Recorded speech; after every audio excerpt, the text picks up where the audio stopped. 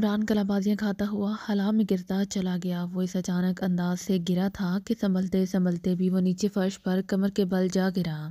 گو چوٹ کافی زیادہ آئی تھی، مگر حالات اس قسم کے تھے کہ وہ اس چوٹ کی پرواہ کیے بغیر سپرنگ کی طرح اچھل کر کھڑا ہو گیا۔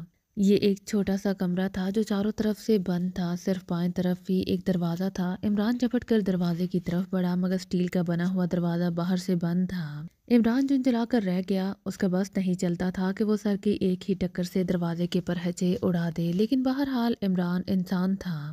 راجہ اندر کے دربار کا دیو تو نہیں تھا کہ دروازہ اکھاڑ کر پھینک دیتا۔ عمران ابھی باہر نکلنے کی ترکیب سوچ ہی رہا تھا کہ اچانک ایک دھماکے سے دروازہ کھلا اور پھر دو مشین گن بردار نقاب پوش اندر داخل ہوئے۔ ان دونوں نے عمران کی طرف مشین گنوں کا رخ کیا ہی تھا کہ عمران بجلی کی طرح تڑپا اور دوسرے ہی لمحے ایک مشین گن بردار کو لیتا ہوا پیچھے کھڑے ہوئے دوسرے گن بردار پر جا گرا۔ دونوں کے ہاتھوں سے مشین گنیں گر گئیں۔ دونوں نقاب پوشوں نے اٹھنے میں بے حد پھرتی دکھائی تھی، مگر عمران تو چھلاوا بنا ہوا تھا۔ وہ ان دونوں سے پہلے ہی اٹھ کھڑا ہوا، پھر ان دونوں کی شامت ہی آ گئی۔ عمران کو کافی دنوں کے بعد لڑنے کا موقع ملا تھا۔ اس نے ایک نقاب پوش پر کراٹے کا زبردست وار کیا اور وہ اوک کرتا ہوا دوہرا ہو گیا۔ دوسرا نقاب پوش مشین گن کی طرف لپکا ہی تھا کہ عمران کی لات پوری قوت سے اس کے کولوں پر پڑی۔ عمران تو اب مشین بن گیا۔ اس نے دونوں نقاب پوشوں کو اٹھنے نہیں دیا اور پھر دوسرے اٹھتے ہوئے نقاب پوش کی گردن پر اس کی کھڑی ہتھیلی کا وار پڑا۔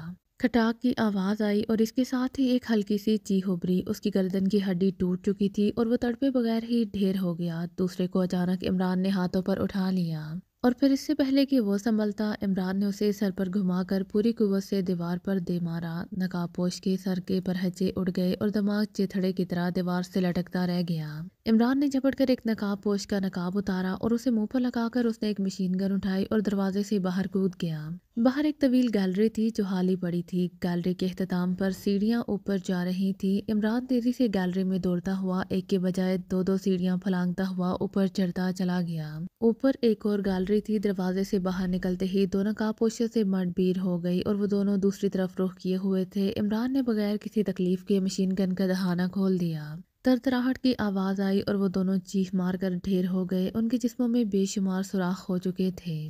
پوری عمارت گولیوں کے دھماکوں سے گونج اٹھی، مگر عمران پرواہ کیے بغیر آگے بڑھتا چلا گیا۔ یہ گراؤنڈ فلور تھا۔ اچانک ایک کمرے میں عمران کو روشنی نظر آئی اور وہ تیزی سے اس کمرے میں داخل ہو گیا۔ کمرے کا دروازہ اندر سے بند نہیں تھا، اسی لیے اسے کوئی دقت پیش نہیں آئی۔ کمرہ خالی تھا۔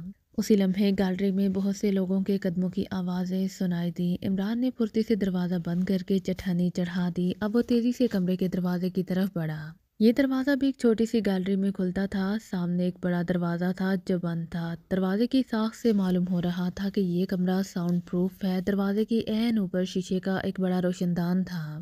عمران نے ایک لمحے کے لیے ادھر ادھر دیکھا، پھر مشین گن کو بیلٹ کے ساتھ کاندھے پر لٹکا کر بندر کی طرح دروازے کے ہینڈل پر پیر رکھتا ہوا اوپر چڑھتا چلا گیا۔ دروازے کے اوپر شاید ڈیزائن کے لیے ایک چھوٹی سی کارنس بنی ہوئی تھی۔ اس نے پیر اس کارنس پر ٹکائے اور روشن دان سے اندر دیکھنے لگا۔ اندر کا منظر دیکھتے ہی اس نے گلے سے نکلنے والے بے اختیار قہقہے کو بڑی مشکل سے روکا۔ X2 کی نقاب کشائی ہو چکی تھی اور وہاں X2 کی بجائے سلیمان کھڑا آنکھیں جھپکا رہا تھا۔ اس کی شکل دیکھ کر ایسا محسوس ہو رہا تھا جیسے کسی الو کو پکڑ کر دھوپ میں بٹھا دیا گیا ہو۔ بلیک زیرو ٹیپ سن کر تمام معاملے کو اچھی طرح سمجھ چکا تھا۔ اب وہ مجرموں کی چال مجرموں پر ہی الٹانا چاہتا تھا۔ اس کے ذہن میں ایک شاندار ترکیب آئی تھی اور اس نے اس ترکیب پر عمل کرنے کا قطعی فیصلہ کر لیا تھا اور پھر مسکراتے ہوئے میز کے کنارے پر لگا ہوا ایک بٹن دبا دیا۔ چند لمحوں بعد جوزف اندر داخل ہوا۔ یس مسٹر طاہر، جوزف نے بڑے مؤدبانہ انداز میں کہا۔ جوزف، عمران کے فلیٹ سے سلیمان کو بلا کر لاؤ جلدی، بلیک زیرو نے اسے حکم دیا۔ مسٹر طاہر، آپ مجھے بتلائیں کیا کام ہے؟ وہ باورچی بلا کہاں کام کر سکتا ہے؟ جوزف نے سلیمان کا نام سن کر برا سا منہ بناتے ہوئے کہا۔ جوزف، عمران کی جان خطرے میں ہے اور صرف سلیمان ہی اس کی جان بچا سکتا ہے، اسی لیے جتنی جلدی ہو سکے سلیمان کو یہاں لے کر آؤ، بلیک زیرو نے تحکمانہ لہجے میں کہا۔ بہتر جناب، اگر باز کی جان خطرے میں ہے تو بھی سلیمان کو حاضر کرتا ہوں۔ اگر وہ اپنے پیروں پر چل کر نہ آیا تو اسے اٹھا کر لے آؤں گا۔ عمران کی جان کو خطرہ سن کر جوزف تیزی سے بولا۔ جلدی جاؤ، وقت ضائع مت کرو، بلیک زیرو نے اسے ڈانٹ دیا اور جوزف تیزی سے دروازے سے باہر نکل گیا۔ بلیک زیرو اٹھا اور اندر کمرے میں چلا گیا۔ چند لمحوں بعد جب وہ واپس آیا تو اس کے ہاتھ میں ایک جدید قسم کی گھڑی تھی۔ اس نے گھڑی لا کر میز پر رکھ دی۔ تقریباً آدھے گھنٹے بعد دروازہ کھلا اور جوزف اندر داخل ہوا۔ اس نے سلیمان کو کاندھوں پر اٹھایا ہوا تھا۔ سلیمان کی گردن ایک طرف ڈھلکی ہوئی تھی۔ وہ بے ہوش تھا۔ جوزف نے سلیمان کو لا کر میز کے سامنے پڑے ہوئے صوفے پر لٹا دیا۔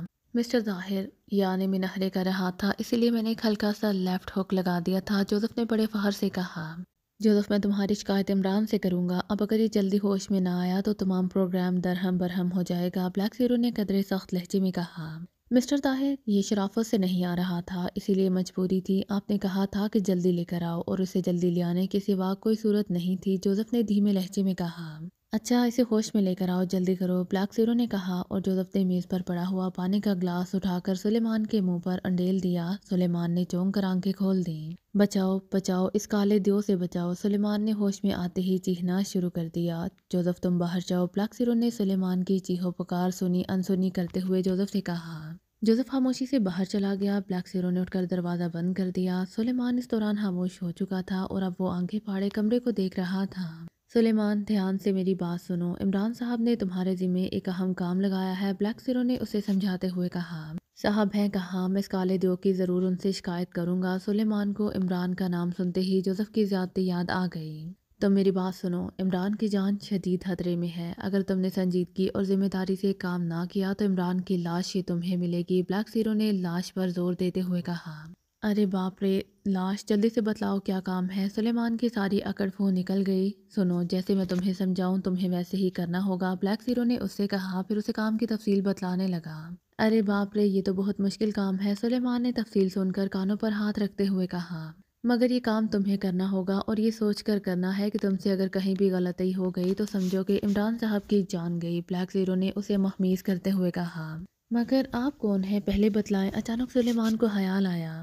اس کی عجیب و غریب آمد، پھر اس پر تابڑتوڑ انکشافات نے اسے یہ سوچنے ہی نہ دیا کہ بلیک زیرو کے متعلق پوچھے۔ بلیک زیرو کو اس سے پہلے اس نے کبھی نہیں دیکھا تھا، البتہ صرف آواز سنی تھی، کیونکہ اکثر بلیک زیرو عمران کے فلیٹ کے نمبر پر ٹیلی فون کرتا تھا اور عمران کی عدم موجودگی میں ظاہر ہے فون اٹینڈ کرنے کی ڈیوٹی سلیمان کی تھی۔ کیا تم مجھے آواز سے نہیں پہچانتے؟ بلیک زیرو نے مسکرا کر کہا۔ ذرا ایک ڈائلاگ بولیے، میں چیک کرتا ہوں۔ سلیمان دوبارہ شوخی پر اتر آیا۔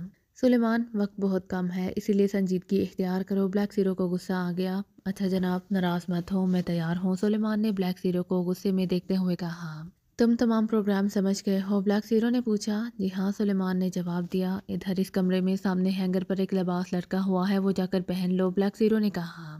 اور سلیمان اٹھ کر اس کمرے میں چلا گیا۔ تھوڑی دیر بعد جب سلیمان واپس آیا تو اس نے ایک بہترین تراش کا سوٹ پہنا ہوا تھا۔ سلیمان کے لباس پہننے میں سلیقہ صاف نمایاں تھا، دراصل وہ عمران کی عدم موجودگی میں اس کے سوٹ اکثر استعمال کرتا رہتا تھا، اسی لیے اس کے لیے سوٹ پہننا کوئی نئی بات نہیں تھی۔ بلیک زیرو نے اس کی ٹائی کی ناٹ درست کی، پھر تحسین آمیز نظروں سے سلیمان کو دیکھنے لگا۔ سلیمان اس وقت خاصا وجیح نظر آ رہا تھا۔ یہ گھڑی پہن لو، بلیک زیرو نے میز سے مخصوص گھڑی اٹھا کر اسے دیکھتے ہوئے کہا اور سلیمان نے گھڑی ہاتھ پر باندھ لی۔ بلیک زیرو نے الماری سے نقاب نکال کر اس کے منہ پر لگا دیا۔ اب سلیمان پوری طرح تیار تھا۔ میرے ساتھ آؤ، بلیک زیرو نے کہا، پھر اسے لیے مختلف کمروں سے ہوتا ہوا رانا ہاؤس کی پچھلی سائڈ پر لے آیا۔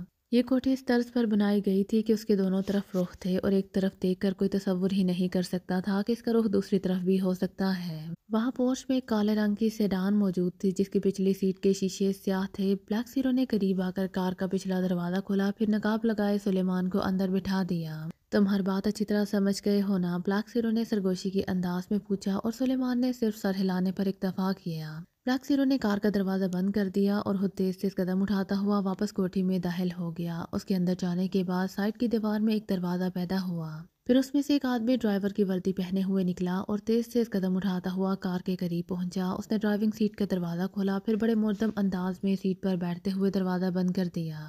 سوئچ لگاتے ہی کار کا انجن جاگ اٹھا اور آہستہ آہستہ کار رینگتی ہوئی پھاٹک کی طرف بڑھی۔ جیسے ہی کار پھاٹک کے قریب پہنچی، پھاٹک خود بخود کھل گیا اور کار باہر سڑک پر نکل آئی۔ کار کے باہر آتے ہی پھاٹک دوبارہ بند ہو گیا۔ کار تیزی سے سڑک پر دوڑنے لگی۔ عمران اس کارنس پر کھڑا روشن دان سے اندر کا منظر دیکھنے میں مصروف تھا کہ اچانک کوئی سخت سی چیز اس کے پیر سے ٹکرائی۔ اس نے چونک کر نیچے دیکھا، دو آدمی ہاتھ میں مشین گن لیے کھڑے تھے اور ایک مشین گن کی نال اس کے ٹہنے سے لگی ہوئی تھی۔ دونوں آدمیوں کے منہ پر نقاب چڑھے ہوئے تھے۔ مشین گن پھینک دو، ایک نقاب پوش کر آیا۔ صرف مشین گن چاہیے؟ یار مجھے پہلے بتلا دینا تھا، ہاں اتنی تکلیف کی آپ نے، عمران نے ایک ہاتھ سے کاندھے سے مشین گن اتارتے ہوئے کہا۔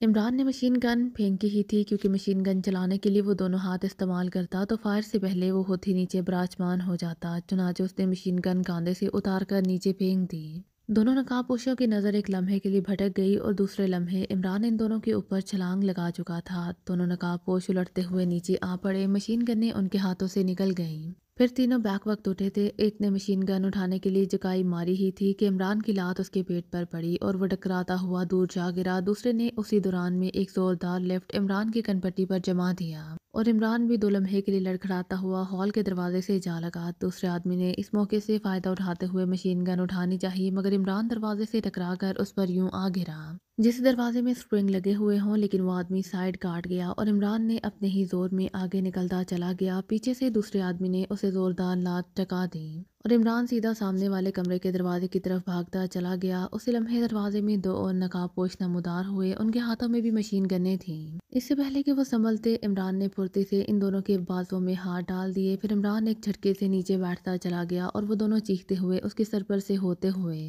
پہلے والے دونوں آدمیوں پر جا گرے اور مشین گنیں ان کے ہاتھوں سے بھی نکل گئی تھیں۔ ان کے اٹھنے سے پہلے عمران نے جھپٹ کر فرش پر پڑی ہوئی مشین گن اٹھائی اور پھر اس سے پہلے کہ وہ مشین گن سیدھی کرے، اچانک اس کے سر پر قیامت سے ٹوٹ پڑی۔ ضرب خاصی زوردار تھی۔ عمران کے ہاتھوں سے مشین گن نکل کر دور جا پڑی اور پھر دوسری ضرب پہلے سے بھی زیادہ قیامت خیز ثابت ہوئی اور عمران کی آنکھوں کے سامنے اندھیرا چھاتا چلا گیا۔ وہ ایک لمحے کے لیے چکرایا، پھر فرش پر ڈھیر ہو گیا۔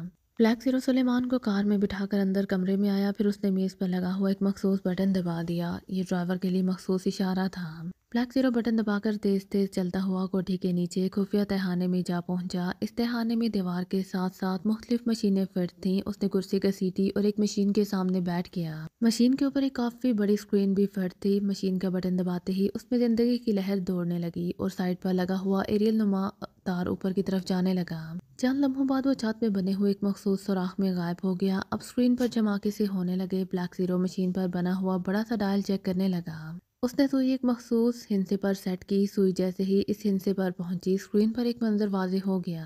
یہ شہر کی حاسی آباد سڑک تھی۔ اس سڑک پر سیاہ سیڈان دوڑتی ہوئی صاف نظر آ رہی تھی۔ پھر جیسے جیسے سیڈان مختلف سڑکوں پر مڑتی رہی، اسکرین پر منظر بدلتے چلے گئے۔ تھوڑی دیر بعد سیڈان ایوان صدر کے مین گیٹ کے سامنے جا کر رک گئی۔ ڈرائیور نے شناختی کارڈ ملٹری گارڈ انچارج کو دکھلایا اور پھر گیٹ کھول دیا گیا۔ سیڈان اندر داخل ہوئی اور ایک مخصوص پوسٹ میں جا کر رک گئی۔ چند لمحوں بعد کار کا پچھلا دروازہ کھلا اور سلیمان باہر نکلا۔ اب اس کا رخ اندرونی دروازے کی طرف تھا۔ وہ بڑے وقار سے قدم اٹھا رہا تھا۔ دروازے پر کھڑے اسپیشل ملٹری پولیس کے آفیسر نے سلیمان کو زوردار سلیوٹ کیا اور ایک آفیسر نے آگے بڑھ کر دروازہ کھول دیا اور پھر مؤدبانہ انداز میں پیچھے ہٹ گیا۔ سلیمان نے سلام کے جواب میں صرف سر ہلانے پر ہی اکتفا کیا اور دروازے سے اندر ہال میں داخل ہو گیا۔ وہ اس وقت بہترین ایکٹنگ کر رہا تھا۔ اس کی ایکٹنگ پر کسی کو شک بھی نہیں پڑ سکتا تھا۔ نقاب کے پیچھے X2 کی بجائے کوئی اور شخصیت موجود ہے۔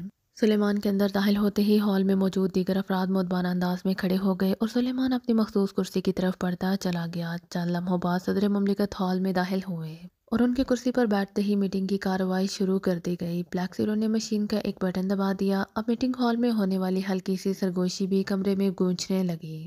کارروائی ہوتی رہی۔ سر رحمان کی رپورٹ کے بعد صدر مملکت نے X2 کی طرف سوالیہ نظروں سے دیکھا اور کہا، مسٹر X2 آپ اس سلسلے میں کیا کہتے ہیں؟ بلیک زیرو نے تیزی سے مشین کا ایک بٹن دبا دیا، پھر مشین کے ساتھ لگا ہوا مائک اٹھا کر منہ کے ساتھ لگا لیا، پھر اس کی آواز مائک سے ہوتی ہوئی وائرلیس لہروں کے ذریعے میٹنگ ہال میں گونجنے لگی۔ مجھے افسوس ہے کہ سر رحمان اپنے مقصد میں ناکام رہے۔ آپ یہ کیس مجھ پر چھوڑ دیجئے۔ مجرم تقریباً میری نظر میں ہے۔ میں جلد ہی سر سلطان کو ان مجرموں کے پنجوں سے چھڑا لوں گا، یہ میرا وعدہ رہا۔ بلیک زیرو نے X2 کی مخصوص آواز میں کہا اور مائک رکھ دیا۔ X2 کے اس وعدے کا میٹنگ کے ارکان پر بڑا مثبت اثر پڑا اور صدر مملکت نے سر رحمان کو کیس باقاعدہ طور پر سیکرٹ سروس کو ریفر کرنے کا حکم دیا اور پھر میٹنگ برخاست ہو گئی۔ میٹنگ برخاست ہوتے ہی صدر مملکت اٹھ کر چلے گئے اور اس کے بعد باقی ممبران بھی ہال سے باہر نکلنے لگے۔ سب سے آخر میں سلیمان اٹھا، پھر وہ تیز تیز قدم اٹھاتا ہوا ہال سے باہر نکل آیا۔ ہال کے باہر موجود ملٹری پولیس کے سپاہیوں اور افسروں نے اسے سیلیوٹ کیا اور وہ سر کے اشارے سے انہیں جواب دیتا ہوا آگے بڑھتا چلا گیا۔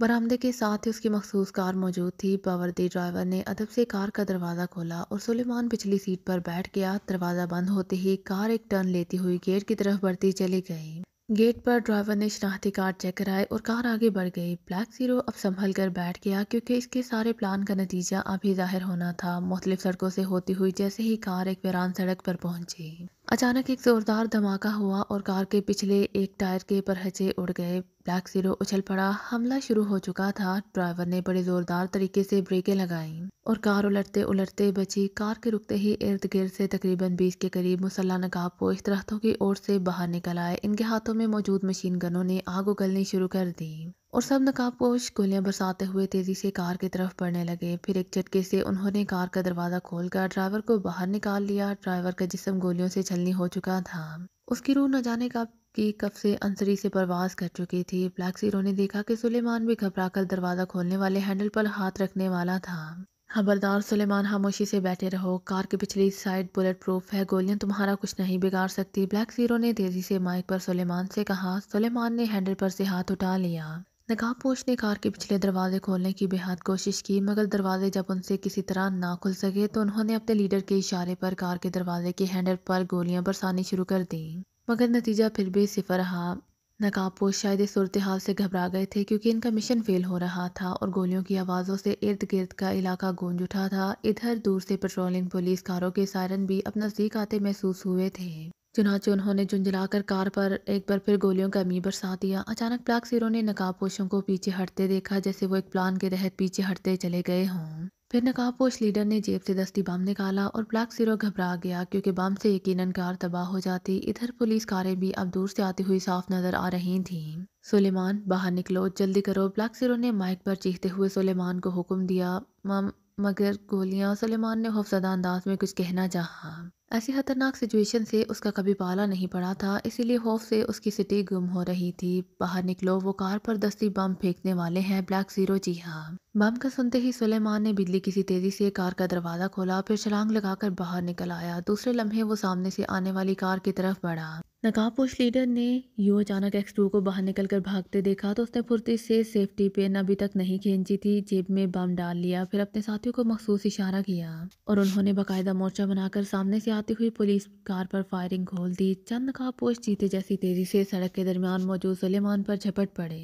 سلیمان نے کافی ہاتھ پیر مارے، مگر چونکہ مخالف تعداد میں زیادہ تھے اس لیے انہوں نے سلیمان کو زبردستی اٹھا لیا اور سڑک کی بائیں جانب لے گئے اور ڈھلان میں موجود ایک سپورٹس کار میں اسے پچھلی سیٹ پر بٹھا دیا گیا۔ پولیس کار اور نقاب پوشوں کے درمیان ابھی تک گولیوں کا تبادلہ بڑی شدت سے ہو رہا تھا۔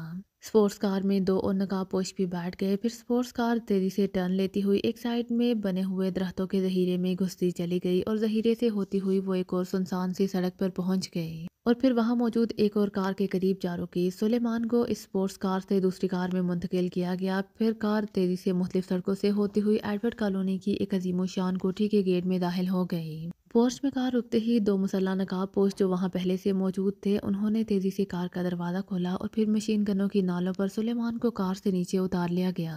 مختلف برآمدوں اور کمروں سے ہوتے ہوئے وہ ایک ہال کے دروازے پر پہنچے۔ ایک نقاب پوش نے دروازے کے قریب لگا ہوا ایک بٹن دبایا اور دروازہ بے آواز کھلتا چلا گیا۔ سلیمان اندر داخل ہوا۔ یہ ایک بڑا ہال تھا جو فلورسینٹ ٹیوبوں سے جگمگا رہا تھا۔ شارپ وائلی نے جیسے ہی ستون سے بندھے ہوئے ایکس 2 کا نقاب کھینچا، تمام ممبران اور سر سلطان حیرت سے چیخ اٹھے کیونکہ سامنے سلیمان کھڑا آنکھیں جھپکا رہا تھا۔ شارپ وائلی ایک 2 لمحوں کے لیے بے جان نظروں سے سلیمان کو دیکھتا رہ گیا۔ ممبران کی حیرت زدہ چیخیں شارپ وائلی کے کانوں میں پگھلا ہوا سیسا بن کر اتر رہی تھیں۔ بلیک کلارک بھی پھٹی پھٹی آنکھوں سے یہ نظارہ دیکھ رہا تھا۔ ان کی سمجھ میں نہیں آ رہا تھا کہ یہ سب کچھ کیا ہے۔ پھر سر سلطان کا زوردار قہقہا گونجا۔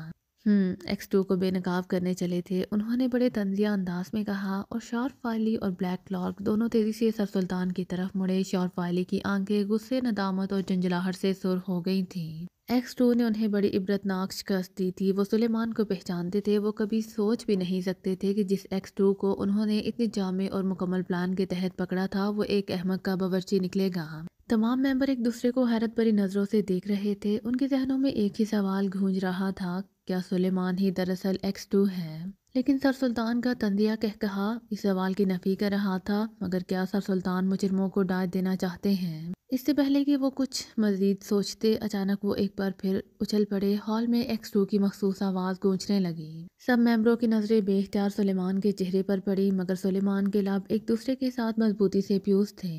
شارپ وائلی اور کلارک، مجھے امید ہے کہ تم دونوں کو یہ تجربہ ہمیشہ یاد رہے گا۔ تم ایکس 2 کو بے نقاب کرنا چاہتے تھے، تم دونوں نے بڑا جامع اور مکمل پلان بنایا تھا۔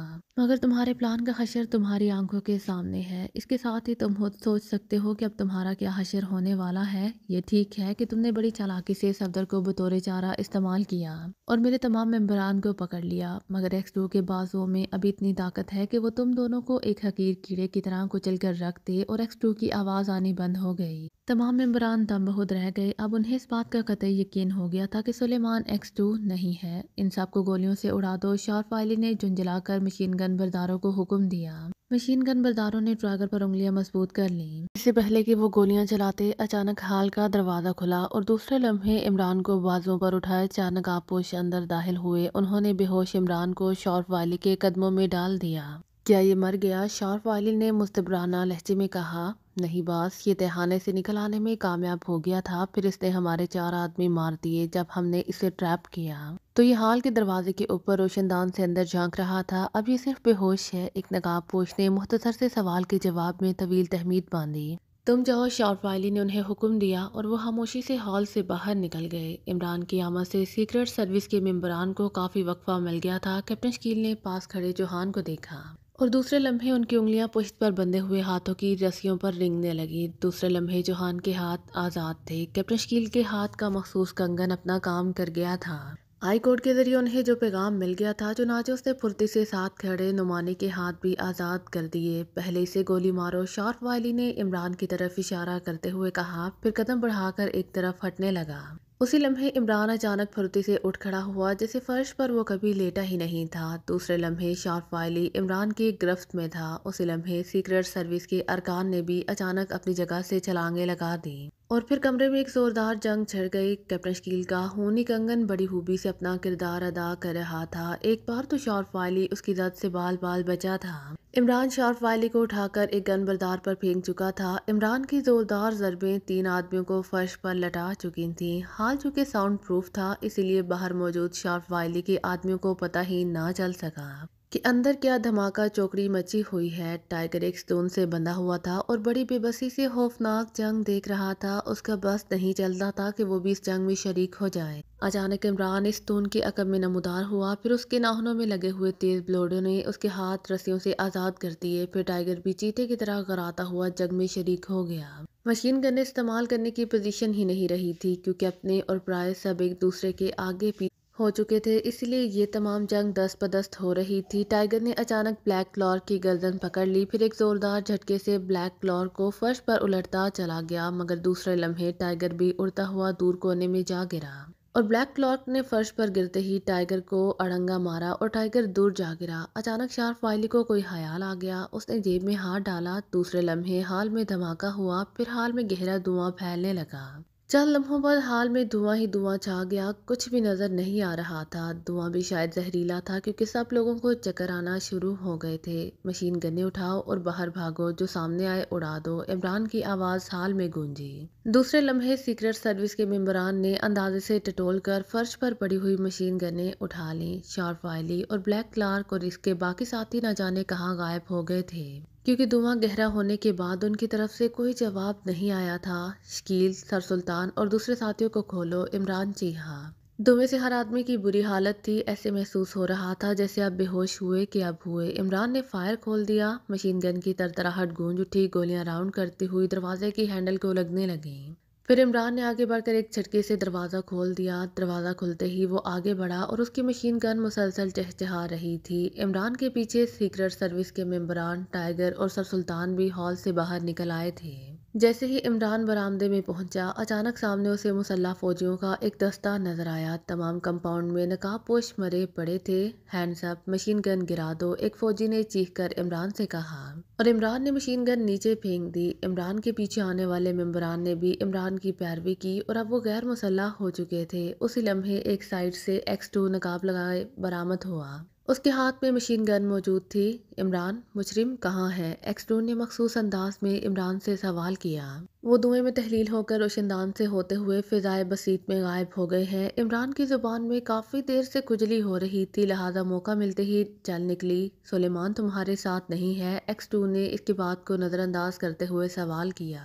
او نمبر 2x2 یعنی ٹوٹل کرو تو x4، وہ تو اندر ہی رہ گیا ہے بیچارہ، اور جولیا بھی وہیں رہ گئی۔ عمران نے کہا۔ تمام ممبران بڑی ندامت سے سر جھکائے کھڑے تھے، وہ اپنے آپ کو مجرم محسوس کر رہے تھے۔ تم سب لوگ جاؤ اور آج شام کو 5 بجے رانا ہاؤس میں پہنچ جانا اور سر سلطان کو کوٹھی پہنچا آؤ۔ x2 نے ایک ملٹری آفیسر کو حکم دیا، پھر عمران کو لیے اندر ہال کی طرف بڑھ گیا۔ ہال میں پہنچ کر انہوں نے دیکھا کہ سلیمان اور جولیا بے ہوشی کے عالم میں ستون سے بندھے ہوئے ہیں۔ ان کے پیچھے ملٹری آفیسرز بھی تھے۔ ہال میں موجود دھواں اب چھٹ چکا تھا۔ انہیں کھول کر ہسپتال پہنچاؤ۔ بلیک زیرو نے ایک ملٹری آفیسر کو حکم دیا، خود اس ہلا کی طرف بڑھ گیا جو ستون کے بالکل سامنے موجود تھا۔ مجرم شاید اسی ہلا کے ذریعے غائب ہوئے ہیں، بلیک زیرو نے کہا۔ معلوم تو ایسا ہی ہوتا ہے، ویسے ہو سکتا ہے ہاتھوں تک کے طوطوں کی مات کھا گئے ہوں۔ عمران ملٹری آفیسرز کی موجودگی میں بھی باز نہ رہ سکا۔ ملٹری آفیسرز زیر لب مسکرا دیے۔ وہ حیران تھے کہ یہ احمق سا آدمی صدر کے بعد ملک کی سب سے عظیم شخصیت سے یوں بے تکلفی سے مذاق کر لیتا ہے۔ بلیک زیرو نے کوئی جواب نہ دیا، وہ خاموشی سے کھڑا سوچ رہا تھا۔ مجرموں کو کوٹھی میں تلاش کرو، یقیناً کوٹھی کے کسی خفیہ تہھانے میں موجود ہوں گے۔ چند لمحے سوچنے کے بعد x2 نے حکم دیا اور ملٹری آفیسرز اس کا حکم سنتے ہی واپس چلے گئے۔ او ابھی صفدر کو تلاش کرنا ہے، وہ یقیناً زخمی ہوگا۔ اچانک عمران کو صفدر کا خیال آ گیا اور بلیک زیرو بھی چونک پڑا۔ صفدر کو تو وہ بھول چکے تھے۔ دونوں اضطراری طور پر مڑے اور پھر ہال سے باہر نکل گئے۔ صفدر نے آنکھیں کھول دیں، اس کی آنکھوں کے سامنے گہری دھند چھائی ہوئی تھی۔ کسی واضح چیز کی بجائے ملگجی سی روشنی اور چمپئی اندھیرے کا امتزاج ہی اس کی نظروں کے سامنے تھا۔ پھر آہستہ آہستہ دھند چھٹنے لگی اور اس کا ذہن بھی ساتھ ساتھ بیدار ہونا شروع ہو گیا۔ جب دھند بالکل چھٹ گئی تو اسے احساس ہوا کہ وہ ایک بڑے سے کمرے کے درمیان ایک پلنگ پر پڑا ہوا ہے۔ اس نے بے اختیار کروٹ بدلی اور اس کے ساتھ ہی اس کے جسم میں درد کی شدید لہر دوڑتی چلی گئی۔ اس کے منہ سے بے اختیار فراخ نکل گئی۔ پھر اسے یاد آ گیا کہ اس کی پشت پر گولی لگی تھی۔ گو وہ پلنگ پر پشت کے بال ہی لیٹا ہوا تھا، مگر ذرا سا ہلنے سے تکلیف اپنی پوری شدت سے اجاگر ہو گئی تھی۔ وہ چند لمحوں تک بے حس و حرکت پڑا اپنے لاشعور کو کریدتا رہا، پھر کسی فلم کے سین کی طرح سب کچھ اس کے ذہن میں واضح ہوتا چلا گیا۔ تو میں ان لوگوں کی قید میں ہوں، اسے کمرہ بند دے کر خیال آیا۔ پھر چند لمحوں بعد اس کے منہ میں اپنے خون کا ذائقہ محسوس ہونے لگا۔ دانت اتنی زور سے بنچے ہوئے تھے کہ ہونٹ کٹ کر رہ گیا تھا۔ اسی سے ظاہر ہوتا تھا کہ اس چھوٹے سے عمل کے لیے اسے کتنی تکلیف برداشت کرنا پڑی ہے۔ اب صفدر مکمل طور پر ہوش میں آ چکا تھا اور اس کے ساتھ اس کی مضبوط قوت ارادی بھی اود کر آئی تھی، اور یہ شاید اسی مضبوط قوت ارادی کا نتیجہ تھا کہ اسے تکلیف کی شدت قدرے کم ہوتی محسوس ہوئی۔ اس نے ایک نظر اپنے سینے پر ڈالی، اس کے سینے پر پٹیاں بندھی ہوئی تھی۔ تو اس کا مطلب ہوا کہ مجرموں میں اب انسانیت کی کوئی رمق موجود ہے، صفدر نے سوچا۔ مجرموں نے شاید آپریشن کر کے گولی جسم سے نکال دی تھی، یا شاید گولی ایسے رخ پر لگی کہ وہ سائٹ سے باہر نکل گئی۔ بہرحال اسے محسوس ہو رہا تھا کہ گولی اب اس کے جسم میں موجود نہیں ہے۔ تھوڑی دیر انہی حالات میں گم رہنے کے بعد صفدر نے چونک کر ادھر ادھر دیکھا، پھر وہ بڑی آہستگی اور پوری قوت ارادی کو استعمال کرتے ہوئے پلنگ سے نیچے اتر آیا۔ چند لمحوں کے لیے اس کی آنکھوں کے سامنے اندھیرا چھایا، مگر پھر وہ سنبھل گیا۔ اس نے پلنگ کا سہارا لے کر ہال کے اکلوتے بند دروازے کی طرف مایوس نظروں سے دیکھا۔ دروازہ لوہے کا اور بے حد مضبوط تھا۔ اس کے علاوہ کمرے میں اور کوئی دروازہ یا کھڑکی موجود نہیں تھی۔ چھت کے قریب ہوا کی آمد و رفت کے لیے البتہ چند باریک سوراخ موجود تھے۔ صفدر کی جسمانی حالت ایسی نہیں تھی کہ وہ اس دروازے کو طاقت کے زور سے کھول سکتا، چنانچہ سوائے صبر کے اور کوئی چارہ کار فی الحال نظر نہیں آتا تھا۔ پھر اپنے قطعی اسے معلوم نہیں تھا کہ وہ کتنا عرصہ بے ہوش رہا ہے۔ ویسے ایسے محسوس ہو رہا تھا جیسے گولی لگنے کے واقعہ کو صدیاں گزر چکی ہوں۔ ایک طویل عرصہ ابھی وہ انہی خیالات میں غرق تھا کہ اچانک دروازہ کھٹاک سے کھل گیا، پھر اس میں دو آدمی اندر داخل ہوئے۔ ان کے چہروں سے شدید پریشانی، الجھن اور مایوسی نمایاں ہو رہی تھی۔ صفدر فوراً پہچان گیا کہ وہ شارپ وائلی اور بلیک کلارک ہیں۔ انہوں نے اندر داخل ہوتے ہی دروازہ بند کر دیا۔ خوب تو تمہیں ہوش آ ہی گیا، شارپ وائلی نے زہر میں بجھے ہوئے لہجے میں کہا۔ صفدر بھلا اس کا کیا جواب دیتا، خاموش رہا۔ شارپ یہاں سے فوراً نکلنے کی کوشش کرو، میں نے باہر بے تحاشا گولیاں چلنے کی آوازیں سنی ہے، شاید x2 نے اپنے مزید ساتھیوں سمیت حملہ کر دیا ہے۔ ظاہر ہے ہمارے ساتھی قلیل وقت تک ان کا مقابلہ کر سکتے ہیں اور وہ جلد ہی ہمیں تلاش کرتے ہوئے یہاں پہنچ جائیں گے۔ بلیک کلارک شارپ وائلی سے زیادہ پریشان تھا کیونکہ اس نے ایک ہی سانس میں اتنا طویل فکرہ کہہ ڈالا تھا۔ صفدر بلیک کلارک کی بات سن کر چونک پڑا۔ وہ اس کی بات سے فوری ماحول کا اندازہ لگا چکا تھا۔ پھر اس کی صفدریت جاگ اٹھی۔ گو اس کی حالت اس قابل نہیں تھی کہ وہ لڑائی کر سکتا، مگر پھر بھی وہ اس موقع کو ہاتھ سے جانے نہیں دینا چاہتا تھا۔ اس سے پہلے کہ وہ کچھ عمل کے مطابق سوچتا، اچانک شارپ وائلی نے دیوار پر ہاتھ رکھ دیا۔ دوسرے لمحے کمرے کی سامنے والی دیوار ہٹتی چلی گئی اور سامنے ایک طویل سرنگ نظر آ رہی تھی۔ بلیک کلارک اور شارپ وائلی تیزی سے اس سرنگ کی طرف بڑھے، مگر صفدر اچانک اچھل کر سامنے آ گیا۔ گو تکلیف سے اس کا چہرہ سرخ ہو رہا تھا، مگر وہ بڑے بہادرانہ انداز میں ان کے سامنے ڈٹ گیا۔ خبردار، تم لوگ اس سرنگ میں نہیں جا سکتے، صفدر نے کوشش کر کے اپنی آواز کو کڑکدار بناتے ہوئے کہا۔ وہ دونوں حیرت سے ٹھٹک گئے۔ ان کے تو تصور میں بھی نہیں آ سکتا تھا کہ صفدر شدید زخمی اور بے پناہ کمزوری کے باوجود یوں ان کے مقابلے کے لیے کھڑا ہو جائے گا۔ سام کے بچے کو دودھ پلانا واقعی خطرناک ہوتا ہے، بلیک کلارک نے سنبھل کر گراہٹ آمیز لہجے میں کہا۔ شارپ وائلی یوں غور سے صفدر کو دیکھ رہا تھا جیسے اس کی نظروں کے سامنے دنیا کا 8واں عجوبہ ہو۔ صفدر کی حالت یہ تھی کہ تکلیف اور کمزوری کی وجہ سے اس کا تمام جسم لرز رہا تھا، مگر چہرے پر چٹان جیسی سختی تھی۔ بلیک کلارک نے اچانک صفدر پر حملہ کر دیا اور وہ صفدر کو رگیدتا ہوا پلنگ تک لے آیا اور صفدر کمر کے بل پلنگ پر گر گیا۔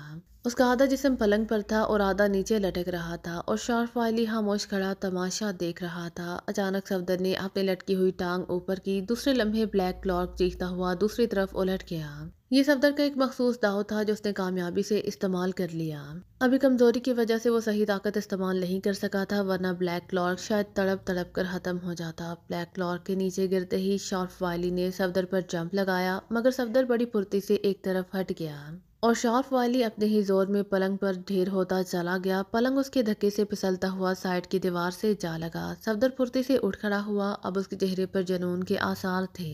شاید غصہ اور جھنجھلاہٹ کی وجہ سے اسے اپنی تکلیف بھول گئی تھی۔ اب اس کے ذہن کے ریکارڈ پر سوئی ایک ہی جگہ اٹک گئی تھی کہ ان دونوں کو ہر قیمت پر سرنگ میں جانے سے روکنا ہے۔ وہ تیزی سے ہٹتا چلا گیا، اب وہ سرنگ کے دہانے پر تھا۔ ادھر شارپ وائلی اور بلیک کلارک اس کی طرف بڑھنے لگے۔ ان کے سٹائل سے معلوم ہو رہا تھا کہ وہ اب صفدر کو ختم کرنے کا تہیہ کر چکے ہیں۔ ان دونوں کے ہاتھ جوڑوں کے سٹائل میں اٹھے ہوئے تھے۔ ادھر سامنے صفدر دونوں ٹانگیں پھیلائے ایک چٹان کی طرح کھڑا تھا۔ وہ اس وقت تک ان دونوں کو روکنا چاہتا تھا جب تک X2 اور اس کے ساتھی وہاں تک نہیں پہنچ جاتے۔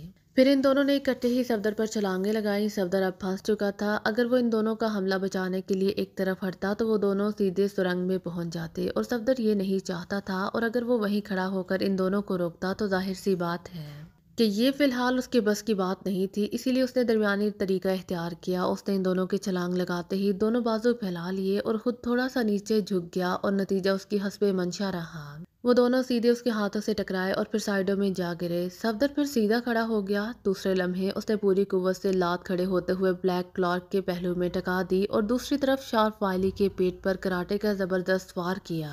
اس کی کونی شارپ وائلی کے پیٹ پر اتنے زور سے پڑی کہ ایک منٹ کے لیے اس کی آنکھوں کے سامنے ستارے ناچنے لگے۔ ادھر بلیک کلارک چیختا ہوا سائیڈ کی دیوار کے قریب پلنگ سے جا ٹکرایا۔ صفدر حسب طاقت حادثہ کامیاب رہا تھا۔ ان دونوں سے الجھے ہوئے اسے کافی دیر ہو گئی اور اس پر نکاہت نے اپنا غلبہ پانا شروع کر دیا تھا۔ وہ اپنی پوری قوت ارادے کو بروئے کار لا کر انتہائی کوشش کر رہا تھا کہ وہ مقابلے پر ڈٹا رہے، مگر پھر بھی انتہائی طاقت اور برداشت کی بھی کوئی حد ہوتی ہے۔ اس سے پہلے کہ وہ دونوں اٹھتے، اچانک بند دروازے کے باہر بہت سے قدموں کی آواز ابھری۔ چند لوگ دروازے پر آ کر رک گئے تھے۔ جہاں اس آواز نے صفدر کے جسم میں ایک نئی قوت دوڑا دی تھی، وہاں بلیک کلارک اور شارپ وائلی کے جسموں میں بھی جیسے بجلی کی روح دوڑ گئی تھی۔ انہیں پوری طرح احساس ہو گیا تھا کہ اگر وہ چند منٹ بھی لیٹ ہو گئے تو کتے کی موت مارے جائیں گے۔ چنانچہ وہ دونوں چیتے کی طرح سرنگ کی طرف لپکے۔ اس بار صفدر اپنی پوری قوت استعمال کرنے کے باوجود بھی ان دونوں کو روک نہیں سکا۔ ان دونوں کے انداز میں اتنی پھرتی تھی کہ وہ سنبھل نہ سکا اور وہ دونوں اسے دھکا دیتے ہوئے آگے بڑھ گئے۔ صفدر نے گرتے ہوئے بھی آخری وار کر دیا۔ وہ گرتے ہی پھرتی سے مڑا اور دوسرے لمحے بلیک کلارک کی ٹانگ اس کے دونوں ہاتھوں کی گرفت میں تھی۔ پھر بلیک کلارک ایک جھٹکے سے نیچے گرا اور اب دروازہ توڑا جا رہا تھا۔ بلیک کلارک نیچے گرتے ہی پھرتی سے اٹھا۔ اس نے مڑ کر صفدر کی گردن پر کھڑی ہتھیلی کی ضرب لگانی چاہی، مگر صفدر کے تیزی سے کروٹ بدل جانے کی وجہ سے وہ اس میں کامیاب نہ ہو سکا اور ایک بار پھر کلا بازی کھاتا ہوا نیچے آ رہا۔ صفدر اس کی ٹانگ سے جونگ کی طرح چمٹا ہوا تھا۔ اسے اچھی طرح معلوم تھا کہ اگر چند منٹ بھی وہ جدوجہد کرتا رہا تو کم از کم ایک مجرم تو ضرور گرفتار ہو جائے گا، کیونکہ دروازے کی طرف سے آنے والی آوازوں سے صاف معلوم ہو رہا تھا کہ دروازہ کسی بھی لمحے ٹوٹنے والا ہے۔ شارپ وائلی جو آگے بھاگ رہا تھا، جب اسے محسوس ہوا کہ اس کے ساتھ بلیک کلارک نہیں ہے تو وہ پلٹا اور پھر تیزی سے واپس اس جگہ آیا جہاں بلیک کلارک اور صفدر کے درمیان جدوجہد ہو رہی تھی۔ جلدی چلو، کاش اس وقت میرے پاس ریوالور ہوتا، شارپ وائلی نے غصے سے چیختے ہوئے پوری قوت سے بلیک کلارک کا ہاتھ پکڑ کر گھسیٹا اور صفدر بھی ساتھ ہی گھسیٹتا چلا گیا۔ پھر اسی گھسٹنے میں صفدر کا سار پوری قوت سے زمین سے ٹکرایا، پھر اس کی قوت برداشت جواب دے گئی، اس کی آنکھوں کے سامنے اندھیرا چھا گیا اور بلیک کلارک کی ٹانگ آزاد ہو گئی۔ صفدر بے ہوش ہو چکا تھا۔ بلیک کلارک نے بھاگتے ہوئے ایک ابھرے ہوئے پتھر پر زور سے پیر مارا اور سائیڈ میں ہٹی ہوئی دیوار اپنی جگہ پر آتی چلی گئی۔ صفدر کا باقی جسم تو اس دیوار کی حد سے آگے تھا، مگر اس کے پیر اسی جگہ پر تھے اور پھر دیوار پوری قوت سے بند ہوئی۔ جھٹکے سے صفدر کا ایک پیر تو ایک طرف ہٹ گیا، مگر دوسرا پیر دیوار کے کونے سے پھنس گیا۔ ایک معمولی سا رہنا بچ گیا تھا جس کے درمیان پیر بری طرح پھنسا ہوا تھا۔ عمران اور بلیک زیرو تیز تیز قدم اٹھاتے ہوئے ہال سے باہر نکلے، پھر دونوں چھوٹے چھوٹے کمروں سے ہوتے ہوئے برآمدے میں آ گئے۔ تہانے کہاں ہوں گے؟ بلیک زیرو نے پوچھا۔ میرے پیچھے آؤ اور 3-4 فوجیوں کو بھی بلا لو، شاید ہمیں دروازہ توڑنا پڑے، عمران نے انتہائی سنجیدہ لہجے میں کہا اور آگے بڑھ گیا۔ بلیک زیرو نے برآمدے میں موجود 3 مسلح فوجیوں کو اپنے ساتھ آنے کا کہا اور وہ تینوں ان کے ساتھ ہو لیے۔ سیڑھیوں اتر کر عمران انہیں لیے ایک اور برآمدے میں پہنچا اور وہاں سے ایک اور چھوٹے سے دروازے میں گھس گیا۔ نیچے مزید سیڑھیاں جا رہی تھیں۔ سیڑھیاں اتر کر جیسے ہی وہ نیچے گیلری میں پہنچے، انہیں ایک بند دروازے کے باہر ٹائیگر کھڑا نظر آ گیا۔ ٹائیگر اس دروازے پر دور سے دوڑ دوڑ کر کندھے کی ٹکریں مار رہا تھا، اس کا چہرہ جوش سے سرخ ہو رہا تھا، آنکھوں سے شعلے نکل رہے تھے، لیکن لوہے کا دروازہ اس کی طاقت کے لیے چیلنج بنا ہوا تھا۔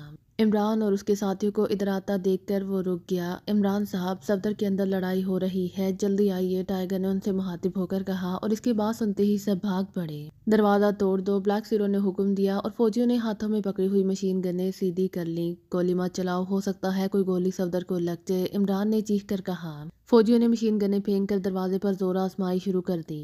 تمہیں کیسے معلوم ہوا کہ اندر صفدر ہے؟ عمران نے ٹائیگر سے پوچھا۔ سر، آپ نے جب مجھے واپس جانے کا حکم دیا تو مجھے خیال آیا کہ صفدر زخمی حالت میں یہاں قید ہے، کیونکہ صفدر کو میرے سامنے ہی اس کوٹھی میں لایا گیا تھا اور صفدر کے پیچھے ہی میں اس کوٹھی میں داخل ہوا تھا کہ پکڑا گیا، ٹائیگر نے جواب دیا۔ جو میں نے پوچھا ہے اس کا جواب دو، عمران نے گراتے ہوئے کہا۔ سر، میں تہانہ تلاش کرتا ہوا یہاں تک پہنچا، مجھے اس دروازے کے اندر کھٹ پٹ کی آواز سنائی دی، میں نے دروازے کے ساتھ کان لگا دیے، پھر صفدر کی ہلکی سی آواز میرے کانوں میں پہنچ گئی، ٹائیگر نے گھبراہٹ آمیز لہجے میں کہا۔ عمران کی گھبراہٹ نے اس کے جسم میں سردی کی تیز لہر دوڑا دی تھی۔ عمران کی گھبراہٹ سے ایسے معلوم ہوتا تھا جیسے ہزاروں درندے مل کر گھرا رہے ہوں۔ دروازہ اب ٹوٹنے کے قریب ہو رہا تھا، پھر ٹائیگر بھی فوجیوں کے ساتھ دروازہ توڑنے میں شامل ہو گیا۔ وہ سب دوڑ کر پوری قوت سے کندھوں کی ٹکریں دروازے پر مار رہے تھے اور ایک لمحے بعد عمران بھی شامل ہو گیا۔ جس وقت عمران شامل ہوا تو پہلے ہی ہلے میں دروازہ ٹوٹ کر اندر جا گرا، وہ سب بھی دروازے کے ساتھ ہی اندر جا گرے۔ عمران سب سے پہلے اٹھا اور پھر یہ دیکھ کر اس کی سانس اندر کی اندر رہ گئی کہ سامنے دیوار کے رہنے میں ایک پیر پھنسا ہوا ہے اور کمرہ خالی ہے۔ عمران تیزی سے بھاگتا ہوا دیوار کے قریب گیا، پھر بوٹ کا جو حصہ ادھر نظر آ رہا تھا اس سے وہ پہچان گیا کہ یہ پیر صفدر کا ہے۔ بلیک زیرو بھی اندر آ گیا۔ عمران نے تیزی سے کمرے میں نظر دوڑائی، وہ اس دیوار کو ہٹانے کا میکانزم دیکھ رہا تھا۔ عمران کے ساتھ ہی سب کی نظریں کمرے میں گھوم رہی تھیں، مگر کوئی ایسا میکانزم نظر نہیں آ رہا تھا، دیواریں بالکل اسپاٹ تھیں۔ ٹائیگر نے دوڑ کر پلنگ کو اس جگہ سے ہٹایا، مگر بے سود، وہ دیوار پھر بھی نہ ہلی۔ عجیب سچویشن ہو رہی تھی۔ عمران کی نظریں بے چینی سے کمرے کی ایک ایک چیز کا جائزہ لے رہی تھی، مگر وہاں ایسے کوئی آثار پیدا نہیں ہو رہے تھے جس کے کلو پر وہ میکانزم ڈھونڈ لیتا۔ پھر عمران نے دروازے کے قریب ہو کر دیوار کا قریب سے جائزہ لینا شروع کیا۔ ایک ایک لمحہ ان پر بھاری پڑ رہا تھا۔ صفدر کا پیر جس پوری طرح دیوار میں پھنسا ہوا تھا اور بے حس و حرکت تھا، اس سے انہیں خطرہ تھا کہ صفدر کو ہلاک نہ کر دیا گیا ہو۔ سر، ذرا ادھر آئیے، اچانک ٹائیگر دیوار کے قریب دیوار کا جائزہ لیتے ہوئے بولا، وہ بغور ایک جگہ کو دیکھ رہا تھا۔ عمران تیزی سے اس کے قریب آیا۔ یہاں سے مجھے دیوار بے معلوم سی ابری ہوئی محسوس ہو رہی ہے، ٹائیگر نے عمران کو بتلایا۔ عمران نے تیزی سے وہاں ہاتھ پھیرا، واقعی اسپاٹ دیوار وہاں سے ابری ہوئی تھی۔ عمران نے اس جگہ کو پوری قوت سے دبایا اور پھر دیوار ہٹتی چلی گئی۔ اب وہ ہلا تھا اور سامنے طویل سرنگ جاتی ہوئی صاف نظر آ رہی تھی۔ دیوار کے ہٹتے ہی عمران نے لپک کر صفدر کی طرف چھلانگ لگائی، اس نے صفدر کو دونوں ہاتھوں پر اٹھایا اور پلنگ پر لا کر لٹا دیا۔ بلیک زیرو کے اشارے پر فوجی مشین گنیں سنبھالے سرنگ میں داخل ہو گئے۔ عمران اور بلیک زیرو دونوں صفدر پر جھک گئے۔ عمران نے صفدر کی نبض دیکھی تو نبض ہلکے ہلکے جھٹکے کھا رہی تھی۔ صفدر کی حالت سخت خطرناک ہے، اسے فوراً ہسپتال پہنچانا چاہیے، عمران نے تیز لہجے میں قریب کھڑے بلیک زیرو سے کہا۔ ٹائیگر نے آگے بڑھ کر صفدر کو اٹھا کر اپنے کاندھے پر لاد لیا، پھر وہ محتاط مگر تیز تیز قدم اٹھاتا ہوا باہر کی طرف لپکا۔ عمران اور بلیک زیرو دونوں اس کے پیچھے پیچھے باہر نکلے، پھر وہ سیڑھیاں طے کرتے ہوئے باہر کمپاؤنڈ میں آ گئے۔ بلیک زیرو نے صفدر کو ہسپتال لے جانے کے لیے فوجی افسران کو حکم دیا اور صفدر کو ایک کار میں ڈال کر فوری طور پر کوٹھی سے لے جایا گیا۔ ٹائیگر، اب تم جاؤ، میں خود تم سے کانٹیکٹ کر لوں گا، عمران نے ٹائیگر کو حکم دیا اور ٹائیگر مؤدبانہ انداز میں سلام کرتا ہوا کمپاؤنڈ سے باہر چلا گیا۔ اتنے میں وہ فوجی جو سرنگ میں گئے تھے واپس آ گئے۔ سر وہ سرنگ ایک خالی جھونپڑی میں نکلتی ہے اور وہاں جھونپڑیوں کے قریب جیپ کے پہیوں کے نشان موجود ہیں۔ واپس آنے والے فوجیوں میں سے ایک نے بتایا، چلو ہم خود دیکھتے ہیں، بلاک زیرو نے کہا۔ پھر وہ سب اس کمرے کی طرف بڑھ گئے۔ رانا ہاؤس کے ہاتھ سے بڑے ہسپتال میں سیکرٹ سروس کے تمام ممبران صوفوں پر بیٹھے تھے۔ صفدر چونکہ ہسپتال میں تھا اسی لیے وہ وہاں موجود نہیں تھا۔ عمران بھی ممبران کے ساتھ ہی ہال میں بیٹھا تھا۔ عمران صاحب، ایکس 2 نے ہمیں کس لیے بلایا ہے؟ چوہان سے رہا نہ گیا اور وہ عمران سے پوچھ بیٹھا۔ بھائی باقی کا تو مجھے نہیں پتا، البتہ اس نے مجھے یہ کہا ہے کہ جولیا سے اس کی شادی ہونی ہے، اسی لیے نکاح میں شرکت کے لیے ضرور آنا۔ عمران نے جولیا کی طرف دیکھتے ہوئے کہا۔ عمران کی بات پر ہال زوردار قہقہوں سے گونج اٹھا۔ جولیا عمران پر جھپٹنے کے لیے اٹھی ہی تھی کہ دروازہ کھلا اور ایکس 2 نقاب لگائے اندر داخل ہوا۔ جولیا جس طرح غصے میں کھڑی ہوئی تھی اسی طرح کھڑی رہ گئی۔ ایکس 2 کے اندر داخل ہوتے ہی احتراماً سب ممبر کھڑے ہو گئے۔ بیٹھ جائیے، ایکس 2 کی مخصوص آواز کمرے میں گونجی اور وہ خود بھی ایک طرف پڑی ہوئی کرسی پر بیٹھ گیا۔ تمام ممبرز اپنی اپنی جگہ پر بیٹھ گئے۔ آپ لوگوں کو اس لیے یہاں اکٹھا کیا گیا ہے کہ آپ سے چند ضروری باتیں کرنی ہیں، ایکس 2 نے تمام ممبران کو مخاطب کرتے ہوئے کہا۔ اس کے لہجے میں بے پناہ سنجیدگی تھی، ایسی سنجیدگی کہ تمام ممبرز نامحسوس طور پر بے چینی محسوس کرنے لگے، جیسے کوئی طوفان آنے والا ہو۔ چند لمحوں تک ہال میں گمبھیر خاموشی طاری رہی۔ ہر ممبر ایکس 2 کی طرف دم بہت ہو کر دیکھ رہا تھا۔ ایک عمران تھا کہ ہر چیز سے بے نیاز قلندروں کی طرح آنکھیں بند کیے صوفے کی پشت سے ٹیک لگائے بیٹھا تھا۔ اس کے چہرے پر گہرے اطمینان اور سکون کے تاثرات نمایاں تھے۔ آپ حضرات نے مجھے بے نقاب کرنے کے لیے ایک سازش تیار کی ہے، ایکس 2 اچانک کرایا۔ اس کی گراہٹ میں نہ جانے کیا چیز تھی کہ سب ممبران کے رونگٹے کھڑے ہو گئے۔ جواب دو، کیا میں صحیح کہہ رہا ہوں؟ ایکس 2 نے انتہائی سخت لہجے میں پوچھا۔ اب ممبران ایک دوسرے کو چور نظروں سے دیکھنے لگے۔ جولیا کا سر جھک کر اس کے سینے سے جا لگا تھا۔ آخر چند لمحوں کی خاموشی کے بعد کیپٹن شکیل اٹھ کھڑا ہوا۔ سر، ہم نے واقعی ایسا پلان بنایا تھا، لیکن اب ہم محسوس کرتے ہیں کہ ہم سے غلطی ہوئی ہے، کیپٹن شکیل نے مؤدبانہ لہجے میں کہا۔ غلطی ہو گئی ہے۔ تم لوگ اچھی طرح جانتے ہو کہ میں غلطیاں معاف کرنے کا عادی نہیں ہوں۔ تم پلان بناتے وقت یہ کیوں بھول گئے تھے کہ تم کس کے خلاف پلان بنا رہے ہو؟ ایکس 2 کے لہجے میں درندوں کی سی گراہٹ شامل تھی۔ سر، دراصل بات یہ ہے کہ ہم اپنے فطری تجسس کے ہاتھوں مجبور ہو گئے تھے۔ اس بار کیپٹن شکیل نے جواب دینے کی جرأت کی۔ آپ تشریف رکھیے، ایکس 2 نے کیپٹن شکیل کو ڈانٹ دیا اور کیپٹن شکیل خاموشی سے صوفے پر بیٹھ گیا۔ تم سیکرٹ سروس کے ممبر ہو، تم حالات اور واقعات کی نزاکت کو اچھی طرح سمجھتے ہو۔ تمہیں اچھی طرح معلوم ہے کہ میں نقاب میں رہتا ہوں یا آپ لوگوں کے سامنے نہیں آتا تو اس میں ہم سب کا اور ہمارے ملک کے مفاد ہیں۔ اس کے باوجود تم نے یہ حرکت کی اور پھر صرف پلان ہی نہیں بنایا بلکہ اس پر عمل بھی شروع کر دیا۔ کیپٹن شکیل نے عمران کے فون پر ٹیپ ریکارڈر فٹ کیا۔ صفدر نے سر سلطان کا فون ٹیپ کیا۔ کیا تم دودھ پیتے بچے ہو کہ تم اتنا بھی نہ سمجھ سکے کہ سر سلطان وزارت خارجہ کے سیکرٹری ہیں؟ ان کا فون ٹیپ کرنا کتنا بڑا جرم ہے۔ ان کی صدر مملکت اور دیلا اعلیٰ حکام اور سفارتی نمائندوں سے خفیہ بات چیت ہوتی ہے۔ اگر یہ ٹیپ دشمن کے ہاتھ لگ جائے تو ہمارے ملک کو اس کا کتنا بڑا خمیازہ بھگتنا پڑے گا۔ جواب دو۔ ایکس 2 کا غصہ لمحہ بلمحہ شباب پر آتا جا رہا تھا۔ اب بھلا ممبران اس بات کا کیا جواب دیتے؟ خاموش رہے۔ چند لمحوں کے توقف کے بعد ایکس 2 دوبارہ بولا۔ دوسری یہ بات کہ تمام دنیا کے جاسوسوں کی یہ خواہش ہے کہ ایکس 2 بے نقاب ہو جائے تاکہ وہ انسانی سے ٹریپ ہو سکے۔ اب وہ اگر ایسی کوشش کریں تو انہیں براہ راست پھر مجھ پر ہاتھ ڈالنا پڑے گا۔ جبکہ آپ لوگوں کی سازش کامیاب ہو جائے تو پھر ان کے لیے بے پناہ آسانی ہو جائے گی کہ مجھ سے براہ راست ٹکر لینے کی بجائے آپ میں سے کسی کو ٹریپ کر لیں اور میں نظروں میں آ جاؤں گا۔ اب بتلائیے، کیا اس طرح کا پلان بنا کر اب ملک دشمنی نہیں کر رہے؟ کیا اس طرح آپ لوگ غیر ملکی جاسوسوں کے بالواسطہ طور پر اعلی کار نہیں بن گئے؟ ایکس 2 کا لہجہ اتنے شدید غصے کا حامل تھا جیسے کوئی درندہ زخمی ہو کر دھاڑ رہا ہو۔ ایکس 2 کی شدت کی دھار سن کر عمران نے بھی آنکھیں کھول دی اور باقی ممبران کا جو حشر ہوگا وہ اثر من الشمس ہے۔ سر، ہم اپنی غلطی کی معافی چاہتے ہیں۔ آئندہ کے لیے ہم وعدہ کرتے ہیں کہ اس قسم کی حرکت نہیں ہوگی۔ اس دفعہ نعمانی نے جرأت کی، گویا یہ علیحدہ بات تھی کہ اس کی زبان میں ہکلاہٹ پیدا ہو گئی تھی۔ شٹ اپ، بار بار میرے سامنے غلطی کی بات مت کرو۔ ایکس 2 نے بری طرح اسے جھاڑ دیا۔ نعمانی کا حشر دیکھ کر اب بھلا کس میں اتنی جرأت باقی رہ گئی تھی کہ کوئی لفظ بھی منہ سے نکالتا۔ سب ممبران گردنیں لٹکائے بیٹھے رہے۔ حال میں کافی دیر تک خاموشی طاری رہی۔ ایسا محسوس ہو رہا تھا جیسے ایکس 2 اپنے غصے پر قابو پانے کی کوشش کر رہا ہو۔ چند لمحوں بعد ایکس 2 دوبارہ ان سے مخاطب ہوا۔ اس وقت اس کے لہجے میں واقعی قدرے نرمی آ گئی تھی۔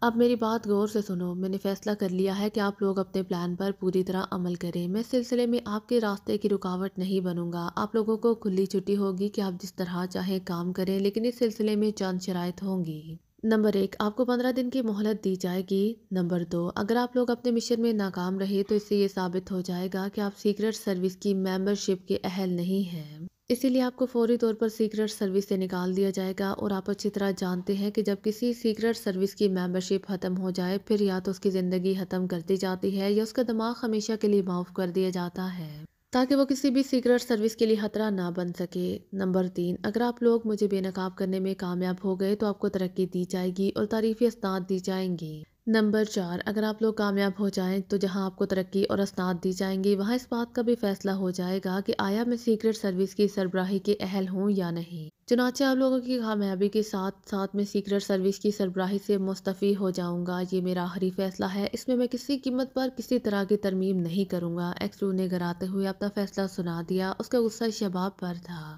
سر، آپ نے ہماری غلطی کی بہت بڑی سزا دی ہے، ہم متفقہ طور پر آپ سے درخواست کرتے ہیں کہ آپ ہمیں معاف کر دیں، کیپٹن شکیل نے آخری دفعہ کوشش کرتے ہوئے کہا۔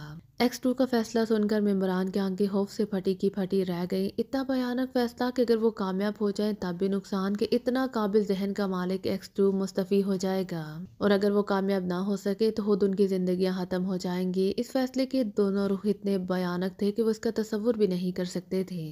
میں اپنی بات بار بار دہرانے کا عادی نہیں ہوں، میں نے جو فیصلہ کر دیا ہے وہ ہر حالت میں پورا ہوگا، ایکس 2 کرایا۔ سر، کیا آپ اس میں ترمیم نہیں کر سکتے کہ جب تک غیر ملکی دشمن جاسوس جو آپ کو بے نقاب کرنے کی کوشش کر رہے ہیں ان کو گرفتار کر لیا جاتا، کیونکہ اس وقت ہمارے آپس میں مقابلے سے دشمن فائدہ اٹھا جائے گا۔ چوہان نے ہمت کر کے ایک نیا نکتہ نکالا۔ اس کا خیال تھا کہ اگر فی الحال بات ٹل جائے تو بعد میں ایکس 2 کی منت سماجت کر کے اس فیصلے کو بدلا جا سکتا ہے۔ تم کیا سمجھتے ہو کہ تم لوگوں کے بغیر ایکس 2 اپاہج ہے، وہ اپنے دشمنوں سے براہ راست نہیں نپٹ سکتا۔ یہ جاسوس میرا شکار ہے، میں انہیں خود ہینڈل کروں گا۔ آپ لوگ اس بارے میں فکر مند نہ ہوں۔ ہاں، البتہ آپ اپنے مشن کے ساتھ ان لوگوں کے خلاف بھی کام کریں۔ اس پر مجھے کوئی اعتراض نہیں ہوگا۔ ویسے میں نے عمران کی ڈیوٹی لگائی ہے کہ وہ ان لوگوں کے خلاف کام کرے۔ اس کی وجہ ہے کہ عمران سیکرٹ سروس کا ممبر نہیں ہے، اس پر اس فیصلے کا اطلاق نہیں ہوتا۔ دوسری بات یہ ہے کہ آپ کے پلان میں عمران شامل نہیں تھا۔ اب یہ عمران کی مرضی ہے کہ وہ آپ کے مشن میں آپ سے تعاون کرے یا نہ کرے۔ اگر وہ کرتا ہے تب بھی مجھے کوئی اعتراض نہیں، اگر وہ نہیں کرتا میں اسے پابند نہیں کروں گا، ایکس 2 نے وضاحت کی۔ سر، صفدر کے متعلق آپ نے کیا فیصلہ کیا ہے؟ وہ تو زخمی ہے، کیپٹن شکیل نے صفدر کے متعلق وضاحت چاہی۔ ہاں، صفدر کے متعلق آپ لوگوں نے وضاحت چاہ کر اچھا کیا ہے۔ صفدر آپ لوگوں کے اس پلان کا سربراہ ہے، اسی لیے اسے بھی معاف نہیں کیا جائے گا۔ اس پر بھی اس فیصلے کا اطلاق ہوگا۔ صفدر کی حالت اب تسلی بخش ہے اور میں نے اسپیشلسٹ ڈاکٹروں کی ڈیوٹی لگا دی ہے کہ وہ اسے جلد از جلد ٹھیک کر دیں، اور مجھے امید ہے کہ 2-3 روز میں وہ ہسپتال سے فارغ ہو کر آپ لوگوں سے آپ ملے گا۔ ایکس 2 نے صفدر کے متعلق بھی وضاحت کر دی۔ سر، اگر آپ ہماری غلطی معاف نہیں کرتے تو میں نے فیصلہ کیا ہے کہ میں اپنی زندگی آپ پر قربان کر دوں گی اور آپ کو بے نقاب کرنے کی قطعی کوشش نہیں کروں گی۔ جولیا نے سر اٹھا کر پہلی بات کی۔ اس کا لہجہ گلوگیر ہو رہا تھا اور آنکھیں آنسوؤں سے لبریز تھیں۔ یہ ایک خطرناک نفسیاتی داؤ تھا۔ جولیا نے داؤ استعمال کیا تھا۔ چند لمحوں تک ایکس 2 خاموش رہا۔ ممبران کے دل میں امید بن گئی کہ جولیا کامیاب ہو گئی ہے، اب ایکس 2 ضرور اپنا فیصلہ واپس لے لے گا۔ چند لمحوں کی خاموشی کے بعد ایکس 2 کی آواز ہال میں گونجی۔ جولیا، تم جذباتی ہو رہی ہو اور تمہیں اچھی طرح معلوم ہے کہ سیکرٹ سروس میں کام ہوتے ہوئے جذبات کو قطعی علیحدہ رکھنا پڑتا ہے، چنانچہ تمہیں ہر قیمت پر میرے فیصلے پر پابندی کرنی ہوگی، یہ میرا حکم ہے۔ ایکس 2 کے لہجے میں اسپاٹ پن تھا۔ بہتر سر، اگر آپ کو حکم ہے تو ہم پوری کوشش کریں گے کہ آپ کو بے نقاب کر سکیں۔ اب یہ مسئلہ حکومت کا ہے کہ وہ آپ کا استعفیٰ قبول کرے یا نہ کرے، کیپٹن شکیل نے اس دفعہ مضبوط لہجے میں جواب دیا۔ کیپٹن شکیل کی بات سن کر سب لوگوں کے دلوں میں ایک برقی روح دوڑ گئی۔ انہیں یہ امید بن گئی کہ حکومت کسی بھی قیمت پر ایکس 2 کا استعفیٰ منظور نہیں کرے گی، لیکن اگر ہم لوگ ناکام رہے تو ظاہر ہے کہ ایکس 2 کا فیصلہ ہمارے لیے آخری ہوگا۔ اس بات سے ممبران کے چہرے پر قدرے رونق آ گئی۔ مسٹر شکیل، یہ میرا اور حکومت کا باہمی معاملہ ہے، آپ اس بات پر فکر مند نہ ہوں کہ میں اپنے فیصلے کو حکومت سے کس طرح منوا سکتا ہوں۔ ایکس 2 کا اسپاٹ پن نمایاں تھا۔ ہال پر ایک بار پھر خاموشی طاری ہو گئی۔ اب آپ لوگ جا سکتے ہیں۔ ہاں، ایک بات مزید، آج سے آپ لوگ اپنے فلیٹس میں قیام نہیں کریں گے کیونکہ بلکہ مختلف ہوٹلوں میں قیام پذیر ہوں گے اور مستقل طور پر میک اپ میں رہیں گے کیونکہ مجرم ایک بار پھر تم پر ہاتھ ڈالنے کی کوشش کریں گے، ایکس 2 نے کہا اور پھر تیز تیز قدم اٹھاتا ہوا کمرے سے باہر نکل گیا۔ شارپ وائلی اور بلیک کلارک دونوں تیزی سے سرنگ میں بھاگتے چلے گئے۔ ان کو اچھی طرح معلوم تھا کہ ان کا ایک ایک لمحہ قیمتی ہے، کسی بھی وقت سرنگ کے ذریعے ان کا تعاقب کیا جا سکتا ہے۔ دراصل دونوں کے ذہن نفسیاتی طور پر ایکس 2 کے ہاتھوں اپنی اس عبرتناک اور غیر متوقع شکست کی وجہ سے بے حد مرعوب ہو گئے تھے۔ انہیں اب ہر لمحے احساس ہو رہا تھا کہ ایکس 2 کسی بھی لمحے سائڈ سے نکل کر ان کی گردن پکڑ لے گا۔ جلد ہی وہ سرنگ کے دہانے پر پہنچ گئے۔ سامنے راستہ بند تھا اور شارپ وائلی نے سائڈ میں لگا ہوا ایک بٹن دبایا اور سامنے کی دیوار ہٹتی چلی گئی۔ دیوار کے ہٹتے ہی وہ دونوں تیزی سے سرنگ سے باہر آ گئے۔ یہ ایک کچی سی جھونپڑی تھی اور اس کے دروازے پر ایک پلنگ نما آدمی کھڑا انہیں بغور دیکھ رہا تھا۔ ملنگ کے گلے میں موٹے موٹے منکوں والی مالا پڑی ہوئی تھی اور اس کا بالائی جسم کپڑوں سے قطعی بے نیاز تھا اور نچلے جسم پر اس نے ایک مختصر سی دھوتی باندھ رکھی تھی۔ آنکھیں بے پناہ سرخ تھیں۔ کوٹ ملنگ نے دروازے کی دونوں چوکھٹوں پر مضبوطی سے ہاتھ جماتے ہوئے ان دونوں کو گھور کر کہا، مشن ٹوسن۔ شارپ وائلی نے تیز لہجے میں جواب دیا۔ اگینسٹ۔ ملنگ نے سخت لہجے میں ایک لفظ دہرایا، کلاؤز۔ اس بار بلیک کلارک نے جواب دیا۔ ملنگ نے اچانک دروازہ چھوڑ کر مؤدبانہ انداز میں جھک کر سلام کیا۔ Your number? شارپ وائلی نے تیزی سے اس سے سوال کیا۔ D11۔ ملنگ نے مؤدبانہ لہجے میں کہا۔ D11، ہم نے فوری طور پر یہ جگہ چھوڑ دینی ہے۔ سینٹر نمبر 4 دشمنوں کے قبضے میں چلا گیا ہے۔ ہیڈ کوارٹر کو اس کی اطلاع دینی ہے۔ شارپ وائلی نے D11 سے کہا۔ او سر، میرے ساتھ آئیے۔ D11 اس خبر سے بری طرح پریشان ہو گیا۔ بہرحال شارپ وائلی اور بلیک کلارک اس کے پیچھے پیچھے چل پڑے۔ جھونپڑی کی پشت پر پہنچ کر D11 نے جھک کر جھاڑیوں میں نہ جانے کیا حرکت کی کہ اچانک زمین کا ایک خاصا بڑا قطعہ اوپر اٹھتا چلا گیا۔ یہ قطعہ صرف ایک سائیڈ سے اٹھ رہا تھا، پھر وہ قطعہ مڑ کر دوسری طرف زمین سے ٹکرا کر رک گیا۔ اب اس قطعہ زمین کی جگہ خالی تھا۔ D11 نے ایک بار پھر جھاڑی میں ہاتھ ڈال دیا۔ چند لمحوں بعد ہلکی سی گڑگڑاہٹ کی آوازیں آنے لگیں جیسے کوئی مشین چل رہی ہو۔ تقریباً 3-4 لمحوں بعد اس خالی قطعے سے ایک نئی جیپ ابھرنے لگی۔ وہ 2 مضبوط ستونوں پر چڑھی ہوئی اوپر اٹھ رہی تھی۔ جب وہ زمین کی سطح کے برابر آ گئی تو پھر جیپ سامنے کی طرف جھکنے لگی اور چند لمحوں بعد ایک دھکے سے جیپ سامنے والا قطعہ زمین پر موجود تھی۔ وہ چند فٹ تک دھکے کی وجہ سے ضرور کھسکتی چلی گئی۔ D11 نے فوراً ہی جھاڑی میں ہاتھ ڈال دیا اور شارپ وائلی اور بلیک کلارک کو جیپ میں سوار ہونے کا اشارہ کیا۔ D11 کے ہاتھ کو حرکت آتے ہی جیپ کو لے آنے والے جیک دوبارہ اندر جانے لگے اور وہ قطعہ زمین جو کسی تختے کی طرح اوپر اٹھتا ہوا دوسری طرف چلا گیا تھا تیزی سے واپس اپنی جگہ پر آنے لگا۔ چند لمحوں بعد وہ اپنی پرانی جگہ پر فٹ ہو گیا۔ اب اس جگہ کو دیکھ کر کوئی یہاں موجود خفیہ تہخانے کے متعلق سوچ بھی نہیں سکتا تھا۔ شارپ وائلی اور بلیک کلارک دونوں اچھل کر جیپ میں سوار ہو چکے تھے۔ وہ دونوں ہی جیپ کی پچھلی سیٹوں پر سوار ہوئے تھے۔ وہ سامنے بیٹھ کر فی الحال کوئی خطرہ مول نہیں لینا چاہتے تھے۔ D11 دوڑتا ہوا جیپ کے قریب آیا، پھر ان دونوں کو پچھلی سیٹوں پر دیکھ کر وہ ایک لمحے کے لیے مسکرایا، پھر اچھل کر ڈرائیونگ سیٹ پر بیٹھ گیا۔ دوسرے لمحے جیپ سٹارٹ ہو کر آگے بڑھ گئی۔ تم اس حالت میں شہر میں کیسے جیپ چلاؤ گے؟ بلیک کلارک نے D11 کی طرف تشویش بھری نظروں سے دیکھتے ہوئے پوچھا۔ آپ بے فکر رہیں، تھوڑی ہی دور کھیتوں کے درمیان ہمارا ایک اور سینٹر آ رہا ہے، وہاں ہم یہ جیپ چھوڑ کر دوسری لے لیں گے اور میں وہاں لباس بھی تبدیل کر لوں گا۔ D11 نے جواب دیا۔ کیا وہاں میک اپ کا سامان بھی ہوگا؟ شارپ وائلی نے سوال کیا۔ جی ہاں جناب، میک اپ کا مکمل سامان وہاں موجود ہے، D11 نے جواب دیا۔ Very good. شارپ وائلی اور بلیک کلارک دونوں کے چہروں پر مسرت کے آثار رقص کرنے لگے۔ جلد ہی جیپ ایک جھٹکے سے دیہاتی مگر پکے فارم نما مکان کے قریب جا کر رک گئی۔ مکان کا دروازہ پہلے بند تھا۔ پہلے اس جیپ کو ٹھکانے لگایا جائے کیونکہ اس کے ٹائروں کے نشانات دشمن کو سیدھا اس جگہ لے آئیں گے، D11 نے نیچے اترتے ہوئے کہا۔ اس طرح تو لازمی اس مکان کی نشاندہی ہو جائے گی، شارپ وائلی نے حیرت زدہ لہجے میں کہا۔ آپ سب بے فکر رہیں، ان سب باتوں کا یہاں پہلے سے انتظام موجود ہے، D11 نے مطمئن لہجے میں جواب دیا اور آگے بڑھ کر اس نے مکان کے دروازے پر 3 بار مخصوص انداز میں دستک دی۔ تیسری بار کی دستک کے بعد دروازہ اچانک ایک جھٹکے سے کھل گیا۔ اب وہاں ایک بوڑھا سا غیر ملکی موجود تھا۔ وہ کافی سے زیادہ ضعیف العمر تھا۔ بڑھاپے کی شدت اور بے پناہ کمزوری کی وجہ سے اس کی کمر اس حد تک جھک گئی تھی کہ وہ ایک چلتی پھرتی کمان معلوم ہو رہا تھا۔ کیا بات ہے؟ اس بوڑھے نے بنچی آنکھوں سے D11 کو دیکھتے ہوئے نحیف لہجے میں پوچھا۔ D11 نے اپنا نمبر بتلایا۔ اوکے کم ان، بوڑھے نے اسے اندر آنے کی اجازت دیتے ہوئے کہا۔ کوڈ؟ اس دفعہ بوڑھے نے ان دونوں سے کوڈ پوچھا۔ بوڑھا جنون کی حد تک شکی مزاج معلوم ہو رہا تھا۔ مشن ٹوسن، شارپ وائلی نے جواب دیا۔ اگینسٹ، بوڑھے کے لہجے میں تیزی اور آنکھوں میں خاص چمک ابھر آئی۔ کلاؤز، بلیک کلارک نے جواب دیا۔ اوکے کم ان، ہری اپ۔ بوڑھا واپس مڑ گیا۔ بوڑھے کے پیچھے پیچھے شارپ وائلی اور بلیک کلارک بھی مکان کے اندر داخل ہو گئے۔ بظاہر چھوٹا سا معلوم ہونے والا مکان دراصل ہاتھ سے وسیع رقبہ گھیرے ہوئے تھا۔ اس کے کمپاؤنڈ میں جا بجا شہد کی مکھیوں کے مصنوعی چھتے لگے ہوئے تھے اور یہ مکان شہد کی مکھیاں پالنے والا فارم معلوم ہوتا تھا۔ شارپ وائلی اور بلیک کلارک اس بوڑھے کے پیچھے چلتے ہوئے مکان کے اندرونی ہال میں پہنچ گئے۔ تشریف رکھیے، میں آپ کے لیے کافی لے کر آتا ہوں، بوڑھے نے مؤدبانہ انداز میں ان دونوں کو بیٹھنے کے لیے کہا۔ آپ تکلیف مت کریں، D11 آ جاتا ہے، وہ لے آئے گا۔ بلیک کلارک کو بوڑھے کی ہمت نے بے حد متاثر کیا تھا۔ نہیں، یہ میری ڈیوٹی ہے، D11 اس سب سینٹر سے کوئی تعلق نہیں رکھتا، میں بھی آتا ہوں، بوڑھے نے جواب دیا، پھر دروازہ کھول کر ہال سے باہر چلا گیا۔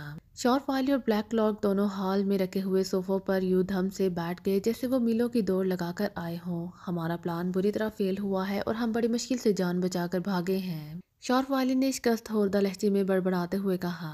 یہ ٹھیک ہے کہ ہمارا ایک پلان ناکام ہو گیا ہے اور ہمارے مقامی DIA کا ایک بہت بڑا سینٹر اور بہت سے کارکن مارے گئے ہیں، مگر ہمیں بہت ہمت نہیں ہارنی چاہیے۔ ہم آزاد اور صحیح سلامت ہیں۔ ہم X2 کو بے نقاب کرنے کے لیے مزید پلان بنا سکتے ہیں۔ DIA کی جڑیں اس ملک میں بہت گہری ہیں اور ہمیں ان سے بے پناہ تعاون مل سکتا ہے، جیسا کہ ہم نے اس پلان کے لیے حاصل کیا تھا، بلیک کلارک نے تقریر کر ڈالی۔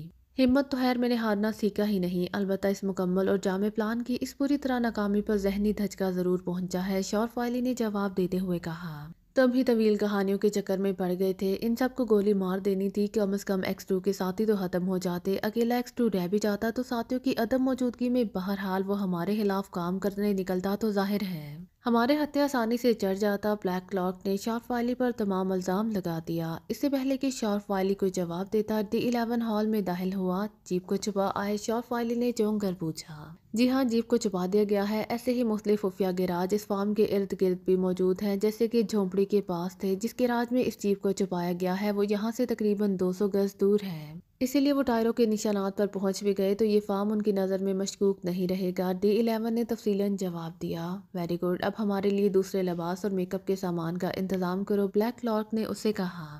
سر، سب سینٹر 111-6 کا انچارج یہ بوڑھا ہے اور ہر چیز یہی مہیا کرے گا، میں اس کے معاملے میں دخل نہیں دے سکتا، D11 نے ایک کرسی پر بیٹھتے ہوئے کہا۔ اسی لمحے بوڑھا کافی کی ٹرے دھکیلتا ہوا اندر داخل ہوا۔ آپ کا نمبر؟ بلیک کلارک نے پوچھا۔ 26، بوڑھے نے جواب دیا اور کافی تیار کرنے میں مصروف ہو گیا۔ شورف وائلی اور بلیک کلارک دونوں بڑی تحسین آمیز نظروں سے بوڑھے کو کام کرتے ہوئے دیکھ رہے تھے۔ بوڑھا جوانوں کی سی پھرتی سے کام کر رہا تھا، ویسے باؤدی نظر میں اسے کوئی آدمی یہ دیکھ کر تصور بھی نہیں کر سکتا تھا کہ یہ پیر فرتوت بغیر ایک چیخ مارے اپنا ہاتھ بھی ہلا سکتا ہوگا۔ آپ کا اس عمر میں ملک کی خدمت کرنا قابل تحسین ہے، بلیک کلارک نے بوڑھے کے ہاتھ سے کافی لیتے ہوئے تحسین آمیز لہجے میں کہا۔ اپنے ملک کی خدمت کرنا میرا فرض ہے اور میری موت ہی مجھے اس فرض سے ہٹا سکتی ہے، بوڑھے نے شورف وائلی کو کافی دیتے ہوئے کہا۔ قابل تحسین ہے جذبہ آپ کا، غیر ملک میں اپنے ملک کی جاسوسی کرنا، اور اس عمر میں میرے خیال میں اس ملک میں DIA کے سب سے بزرگ ایجنٹ آپ ہیں، شورف وائلی نے متاثر شدہ لہجے میں پوچھا۔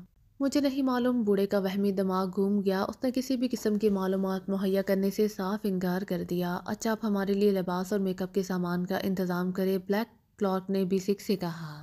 B6 اس بات میں سر ہلاتا ہوا ہال سے باہر نکل گیا۔ تقریباً چند ہی لمحے گزرے ہوں گے کہ بوڑھا دوبارہ اندر داخل ہوا۔ تشریف لائیے، اس نے تینوں سے مخاطب ہو کر کہا اور وہ تینوں اٹھ کھڑے ہوئے۔ وہ تینوں بوڑھے کے پیچھے چلتے ہوئے ایک اور کمرے کے دروازے پر پہنچ کر رک گئے۔ تشریف لے جائیے اور اپنی مرضی کے مطابق لباس اور میک اپ کر لیجیے، بوڑھے نے ایک طرف ہٹتے ہوئے کہا۔ میں نے تہخانے کا دروازہ کھول دیا ہے، نیچے سیڑھیاں اتر جائیے، بوڑھے نے کہا۔ پھر وہ تینوں بوڑھے کی ہدایت کے مطابق اندر داخل ہو گئے۔ ان کی جانے کے بعد بوڑھا واپس مڑا اور پھر تیز تیز قدم اٹھاتا ہوا مکان کے پچھواڑے ایک چھوٹے سے کمرے میں داخل ہوا۔ اس کمرے میں کاٹ کباڑ بھرا ہوا تھا۔ وہ ٹوٹے پھوٹے فرنیچر اور دیگر ناکارہ سامان کے درمیان سے احتیاط سے گزرتا ہوا کمرے کے آخری کونے میں پہنچ گیا۔ اس نے نیچے جھک کر ایک ٹوٹی ہوئی کرسی کی شکستہ ٹانگ کو بائیں طرف دبایا۔ اچانک سامنے کی دیوار میں ایک دروازہ نمودار ہوا اور وہ اس دروازے کے اندر داخل ہو گیا۔ اس کے اندر جانے کے بعد دروازہ خود بخود برابر ہو گیا تھا۔ وہاں اسپاٹ دیوار تھی، کوئی بھی یہ دیکھ کر اندازہ نہیں لگا سکتا تھا کہ یہاں دروازہ بھی ہو سکتا ہے۔ بوڑھا دروازے سے ہو کر ایک چھوٹے سے کمرے میں داخل ہوا۔ اس کمرے میں ایک میز اور ایک کرسی موجود تھی۔ سامنے والی دیوار میں ایک بڑی سی الماری موجود تھی۔ بوڑھا تیزی سے اس الماری کی طرف بڑھا۔ اس نے الماری کے پٹ کھولے اور اس میں پڑا ہوا ایک ٹرانزسٹر نما ٹرانسمیٹر اٹھا کر میز پر رکھا اور خود کرسی گھسیٹ کر بیٹھ گیا۔ اس نے بٹن دبا کر ٹرانسمیٹر آن کر دیا۔ ٹرانسمیٹر سے زو زو کی آوازیں نکلنے لگیں۔ وہ ٹرانسمیٹر پر موجود ایک ناب گھما کر ڈائل پر موجود سوئی کو سیٹ کرتا رہا۔ پھر ایک مخصوص ہندسے پر سوئی کے پہنچتے ہی ٹرانسمیٹر سے نکلنے والی زو زو کی آواز بند ہو گئی۔ اس کی بجائے ایسا شور ٹرانسمیٹر کے اسپیکر سے بلند ہونے لگا جیسے لہریں زور و شور سے ساحل سے ٹکرا رہی ہوں۔ بوڑھے نے ایک اور بٹن دبایا اور مائک کو منہ سے لگا کر تیز تیز لہجے میں بولنا شروع کیا۔ Hello hello, head quarter number 11-3 B6 calling you, hello over. بوڑھا بار بار یہی فقرہ دہراتا رہا۔ جواب میں وہی لہروں کا شور بلند ہوتا رہا۔ اچانک لہروں کا شور بند ہو گیا اور اس کے ساتھ ہی بوڑھا بھی چونک پڑا۔ Yes, head quarter number 11-3 speaking this end over, دوسری طرف سے گھراتی ہوئی آواز سنائی دی۔ B6 اسپیکنگ سر، اوور، بوڑھے نے مودبانہ لہجے میں جواب دیا۔ یس، کیا بات ہے اوور، دوسری طرف سے بولنے والے نے سخت لہجے میں پوچھا۔ سر، D11 دو فورن ایجنٹس مشن 2 سن اگینسٹ کلاؤز کو لے کر میرے پاس پہنچا ہے، انہیں میں لباس تبدیل کرنے اور میک اپ کرنے کے لیے نیچے تہخانے میں چھوڑ آیا ہوں، B6 نے رپورٹ دیتے ہوئے کہا۔ ٹھیک ہے، ہمیں ابھی اطلاع ملی تھی کہ D11 انہیں لے کر تمہارے پاس پہنچا ہے۔ انہیں ہر ممکن سہولت مہیا کرو اور انہیں بغیر ملے میرا نمبر بتلائے بغیر پیغام دے دو کہ وہ فریکوینسی نمبر 110186 نارتھ 2 ڈگری پر مجھ سے بات کر لیں۔ اوور۔ دوسری طرف سے B6 کو ہدایات ملی۔ اوکے سر، D11 کے متعلق کوئی خاص ہدایت؟ اوور۔ B6 نے D11 کے متعلق وضاحت چاہی۔ D11 کو ہدایت کر دو کہ وہ جہاں فوراً ایجنٹ چاہیں انہیں وہاں چھوڑ کر ہیڈ کوارٹر 2010 پہنچ کر رپورٹ کرے۔ اوور۔ دوسری طرف سے D11 کے متعلق ہدایات ملی۔ Okay sir, over. B6 نے مطمئن انداز میں جواب دیا۔ اوور اینڈ آل، دوسری طرف سے کہا گیا اور ایک بار پھر لہروں کا شور بلند ہو گیا۔ B6 نے بٹن دبا کر ٹرانسمیٹر آف کیا، پھر اسے اٹھا کر واپس الماری میں رکھ کر اس کے پارٹ اچھی طرح بند کر دیے اور خود مڑ کر تیز سے قدم اٹھاتا دیوار کی طرف بڑھ گیا۔ دیوار پر ایک سرخ رنگ کا بٹن لگا ہوا تھا۔ بوڑھے نے وہ بٹن دبایا، دروازہ دوبارہ نمودار ہوا اور بوڑھا واپس اسٹور روم میں پہنچ گیا۔ وہاں سے اس نے کرسی کے شکستہ پائے کے ذریعے دروازہ دوبارہ بند کر دیا، پھر خود بھی اسٹور روم سے باہر نکل آیا۔ اسٹور روم کی باہر سے کنڈی لگا کر وہ اس کمرے کی طرف بڑھا جدھر وہ ان لوگوں کو چھوڑ آیا تھا۔ جیسے ہی وہ اس کمرے کے دروازے پر پہنچا، وہ تینوں دروازے سے باہر نکل آئے۔ ان تینوں کے حلیے اور لباس قطعی بدلے ہوئے تھے، مگر بوڑھے کی تجربہ کار آنکھیں ان کے جسموں کی بناوٹ سے پہچان گئی۔ بوڑھے نے D11 کو ہیڈ کوارٹر کا اور شارپ وائلی اور بلیک کلار کو ان کا پیغام پہنچا دیا۔ اوکے نمبر B6، تم ہمیں ہمیشہ یاد آؤ گے۔ تم جیسے افراد جب تک ہماری قوم میں رہیں گے، ہماری پوری قوم دنیا پر چھائی رہے گی۔ شارپ وائلی نے جذباتی لہجے میں کہا، پھر بوڑھے سے ہاتھ ملا کر وہ تینوں مین گیٹ کی طرف چل پڑے۔ مین گیٹ کھول کر وہ باہر نکلنے ہی والے تھے کہ اچانک ان تینوں کے سینوں پر مشین گنوں کی نالیں ٹک گئیں۔ فوجیوں نے ان کے گرد گھیراؤ ڈال لیا تھا۔ ٹائیگر کوٹھی سے باہر نکلا تو وہ حادثہ پریشان اور الجھا ہوا تھا۔ دراصل تازہ ترین گزرا ہوا واقعہ اس کے ذہن کی اسکرین پر فلم کی طرح چل رہا تھا۔ وہ کس طرح صفدر کا تعاقب کرتا ہوا اس کوٹھی کے اندر داخل ہوا، پھر کس طرح اچانک اسے گھیر کر پکڑ لیا گیا، پھر ہال میں سر سلطان، عمران اور دیگر تمام ممبران کی موجودگی، X2 کا لانا، پھر فلم اور سب سے آخر میں لڑائی، پھر صفدر کی تہانے سے رہائی۔ یہ تمام سین باری باری اس کے ذہن کے پردے پر مرتسم ہو رہے تھے اور وہ اپنے خیالات کی ادھیڑ بن میں آگے بڑھتا جا رہا تھا۔ وہ اس وقت چونکا جب ایک خالی ٹیکسی اس کے قریب آ کر رکی۔ چلیں گے صاحب؟ ٹیکسی ڈرائیور نے کھڑکی سے سر باہر نکال کر سوال کیا۔ ضرور چلوں گا، ٹائیگر نے کہا، پھر ٹیکسی کا دروازہ کھول کر پچھلی سیٹ پر بیٹھ گیا۔ کلفٹن ہوٹل چلو، ٹائیگر نے ٹیکسی ڈرائیور سے کہا اور ڈرائیور نے مؤدبانہ انداز میں سر جھکاتے ہوئے میٹر ڈاؤن کیا اور گاڑی آگے بڑھا دی۔ مختلف سڑکوں سے گزرتے ہوئے جب ٹیکسی سرکلر روڈ پر پہنچی تو اچانک ڈرائیور بولا، سر کیا بات ہے؟ ایک سرخ رنگ کی کار مسلسل ہمارا تعاقب کر رہی ہے۔ ٹائیگر نے چونک کر پیچھے مڑ کر دیکھا، پھر 2-3 کاروں کے بعد سرخ رنگ کی اسپورٹس کار اس کی نظروں میں آ گئی۔ اس نے سب سے پہلے کار کے نمبر دیکھے، پھر سیدھا ہو کر بیٹھ گیا۔ تم کب سے چیک کر رہے ہو؟ ٹائیگر نے ڈرائیور سے سوال کیا۔ ہاسٹن روڈ کے پہلے چوراہے پر سے میں نے اسے چیک کرنا شروع کیا ہے، ڈرائیور نے مسکراتے ہوئے جواب دیا۔ ویری گڈ، تم ہاتھ سے ہوشیار ڈرائیور ہو، ٹائیگر نے مسکراتے ہوئے کہا، پھر جیب سے ایک چھوٹی سی ڈائری نکال کر اس پر سرخ رنگ کی کار کا نمبر نوٹ کرنے لگا۔ نمبر نوٹ کر کے اس نے ڈائری دوبارہ جیب میں ڈالی، پھر سنبھل کر بیٹھ گیا۔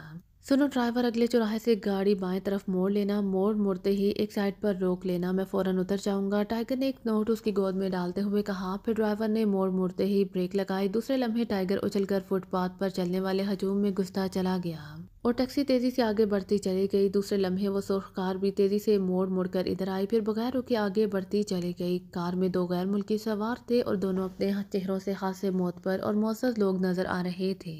ٹائیگر فٹ پاتھ پر کھڑا سرخ کار کو سامنے سے گزرتا دیکھتا رہا۔ جب کار کچھ دور آگے نکل گئی تو وہ فٹ پاتھ سے سڑک پر آیا، پھر اس نے سڑک کو اس تیزی اور پھرتی سے کراس کیا کہ انتہائی تیز چلنے والی ٹریفک بھی اس کا کچھ نہ بگاڑ سکی۔ چوک کے قریب ہی ڈیوٹی ٹریفک آفیسر اپنی موٹر سائیکل سمیت کھڑا تھا۔ ہنگامی حالات سے نمٹنے کے لیے ان کی موٹر سائیکل ہر وقت سٹارٹ رہتی تھی تاکہ انہیں ایک لمحے کی بھی تعین نہ ہو۔ ٹریفک آفیسر نے غلط طریقے پر ٹائیگر کو سڑک کراس کرتے دیکھ لیا تھا، چنانچہ جیسے ہی ٹائیگر سڑک کراس کر کے دوسری سائڈ پر پہنچا، آفیسر نے اسے بلانے کے لیے سیٹیاں مارنی شروع کر دیں۔ ٹائیگر ڈیوٹی آفیسر کے قریب ہی تھا، اسی لیے جلد ہی وہ آفیسر کے قریب پہنچ گیا۔ اے مسٹر، ابھی ڈیوٹی آفیسر فکرہ مکمل بھی نہیں کر سکا تھا کہ اچانک ایک زوردار مکہ اس کی کن پٹی پر پڑا اور وہ دوسری طرف الٹ گیا۔ دوسرے لمحے ٹائیگر اچھل کر موٹر سائیکل پر بیٹھ گیا اور پھر تیز رفتار ہیوی موٹر سائیکل کمان سے نکلے ہوئے تیر کی طرح آگے بڑھتی چلی گئی۔ اب ٹائیگر کو امید تھی کہ وہ سرخ کار کو جلد ہی پا لے گا اور وہ موٹر سائیکل کی سپیڈ بڑھاتا چلا گیا۔ شروع میں اسے ڈیوٹی آفیسر کی تیز سیٹیاں سنائی دیتی رہیں، لیکن اب وہ اتنی دور آ چکا تھا کہ سیٹیوں کی آواز کو کافی پیچھے چھوڑ چکا تھا۔ ٹائیگر جلد از جلد سرخ کار کے مسئلے کو نپٹانا چاہتا تھا کیونکہ اسے علم تھا کہ ڈیوٹی آفیسر کی لاسٹھل کی رپورٹ پر تمام شہر کی ٹریفک پولیس الرٹ ہو گئی ہوگی اور اسے کسی بھی لمحے گھیرا جا سکتا ہے۔ ہنگامی طور پر چونکہ اس موٹر سائیکل کے استعمال کے علاوہ اور کوئی طریقہ کار نہیں تھا، اسی لیے اس نے یہ رسک اٹھا لیا تھا۔ تھوڑی دور آنے کے بعد اسے سرخ سپورٹس کار جاتی ہوئی نظر آ گئی اور وہ اور بھی نزدیک ہو گیا تاکہ اس بات کا یقین کر سکے کہ آیا یہ وہی کار ہے یا کوئی اور۔ پھر نمبر پلیٹ دیکھتے ہی اسے یقین ہو گیا کہ یہ اس کی مطلوبہ کار ہی ہے۔ ٹائیگر نے سپیڈ آہستہ کر لی۔ اب تھوڑی دور ایک بڑا چوک آنا تھا اور اسے اچھی طرح احساس تھا کہ اس چوک پر ٹریفک پولیس نے اس کو گھیرے میں لینے کا انتظام کر لیا ہوگا، مگر اب وہ سرخ کار کا تعاقب بھی نہیں کر سکتا تھا۔ ویسے اس نے موٹر سائیکل پر بیٹھتے ہی نقلی مونچھوں کا اضافہ کر لیا تھا۔ اس سے کسی حد تک اس کی شکل بدل گئی تھی، لیکن اسے احساس تھا کہ صرف چہرہ بدلنے سے کچھ نہیں ہوتا جب تک وہ اس موٹر سائیکل پر بیٹھا ہے۔ اس وقت تک خطرے میں ہے۔ موٹر سائیکل پر بیٹھا ہوا وہ یوں محسوس کر رہا تھا جیسے وہ کسی سلگتے ہوئے بم پر بیٹھا ہو۔ اچانک وہ سرخ کار چوک سے کافی پہلے ایک بائیں روڈ پر مڑ گئی۔ ٹائیگر نے اطمینان کا سانس لیا۔ دوسرے لمحے اس کی موٹر سائیکل بھی اس روڈ پر مڑ گئی۔ اس نے کار سے فاصلہ کافی زیادہ رکھا ہوا تھا۔ اچانک آگے جاتی ہوئی کار ایک چھوٹے سے کیفے کے گیٹ پر رک گئی۔ ٹائیگر نے پھرتی سے نزدیک ترین گلی میں موٹر سائیکل موڑ دی۔ اس نے انتہائی پھرتی اور مہارت سے کام لیا تھا۔ اس طرح اچانک چھوٹی سی گلی میں ہیوی موٹر سائیکل کا موڑنا خطرناک تھا۔ ٹائیگر نے گلی میں جا کر موٹر سائیکل بند کی، پھر اس کے ہینڈل پر سے رومال کے ساتھ انگلیوں کے نشان صاف کیے اور بھاگتا ہوا واپس سڑک پر آ گیا۔ کار ابھی تک کیفے کے گیٹ کے سامنے موجود تھی۔ اس میں سوار افراد شاید کیفے میں جا چکے تھے کیونکہ کار خالی تھی۔ ٹائیگر تیز تیز قدم اٹھاتا ہوا کار کے نزدیک پہنچا اور دوسرے لمحے اس نے ادھر ادھر دیکھا۔ پھر سڑک پر کسی نہ کسی کو پا کر اس نے بجلی کی سی پھرتی سے اپنا کوٹ اتارا اور اسے الٹ کر پہن لیا۔ کوٹ ڈبل سائیڈڈ تھا۔ اب اس کا کوٹ شوخ چیک کے بجائے ون کلر کپڑے میں تبدیل ہو چکا تھا۔ ٹائیگر نے اطمینان سے کندھے جھٹکے اور پھر کیفے کے اندر داخل ہو گیا۔ یہ ایک چھوٹا سا کیفے تھا جس کی چند ہی میزیں آباد تھی اور میزوں کے ارد گرد بیٹھے ہوئے افراد شکل و صورت سے گنڈے معلوم ہو رہے تھے، اسی لیے ٹائیگر حیران تھا کہ یہ غیر ملکی کسی لیے کیفے میں داخل ہوتے ہوں گے۔ کیفے کے ہال پر طائرانہ نظر ڈالتے ہی ٹائیگر کو معلوم ہو گیا کہ غیر ملکی ہال میں موجود نہیں ہے۔ ایک کونے میں کاؤنٹر کے پیچھے ایک انتہائی سخت کی شکل کا مالک بیٹھا ہوا اسے گھور رہا تھا۔ اس کا جسم خاصا سجول تھا اور اس کی شکل دیکھتے ہی آدمی کو احساس ہو رہا تھا کہ وہ بات بے بات پر آستین چڑھانے والا شخص ہے۔ ہال میں موجود دیگر افراد بھی ٹائیگر کو بغور دیکھ رہے تھے۔ ٹائیگر ایک خالی کرسی پر بیٹھ گیا۔ اس کے انداز سے اطمینان جھلک رہا تھا جیسے وہ کسی نئی جگہ پر نہیں بلکہ جانی پہچانی جگہ پر آیا ہو۔ اس کے بیٹھتے ہی ایک گنڈا نما بہرہ تیزی سے اس کی طرف بڑھا۔ کیا چاہیے؟ اس نے کرخت لہجے میں سوال کیا۔ اس کے انداز سے جارحیت نمایاں تھی۔ کیا مل سکتا ہے یہاں؟ ٹائیگر نے بھی بڑے اکڑے سے لہجے میں سوال کیا۔ شراب، کھانا، چائے اور بہت کچھ، بہرے نے تندیہ انداز میں جواب دیا۔ ایک بوتل ڈرائی جن لے آؤ، ٹائیگر نے سخت لہجے میں آرڈر دیا۔ ایک بوتل، بہرے نے حیرت سے آنکھیں پھاڑی۔ کم ہے تو 2 بوتلیں لے آؤ، ٹائیگر نے لاپرواہی سے کہا اور بیرا چند لمحوں تک کچھ نہ بولنے کے بعد کان کھجاتا ہوا واپس کاؤنٹر کی طرف بڑھ گیا۔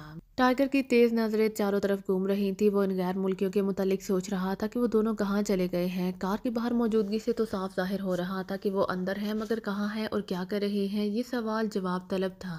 چند لمحوں بعد بہرہ 2 بوتلیں لے کر آ گیا، ساتھ ہی وہ گلاس اور سوڈا بھی لے آیا تھا۔ یہ گلاس اور سوڈا واپس لے جاؤ اور یہ لو اپنے ٹپ۔ ٹائیگر نے لاپرواہی سے جیب میں ہاتھ ڈالا اور پھر 50 کا نوٹ نکال کر بہرے کے ہاتھ میں پکڑا دیا۔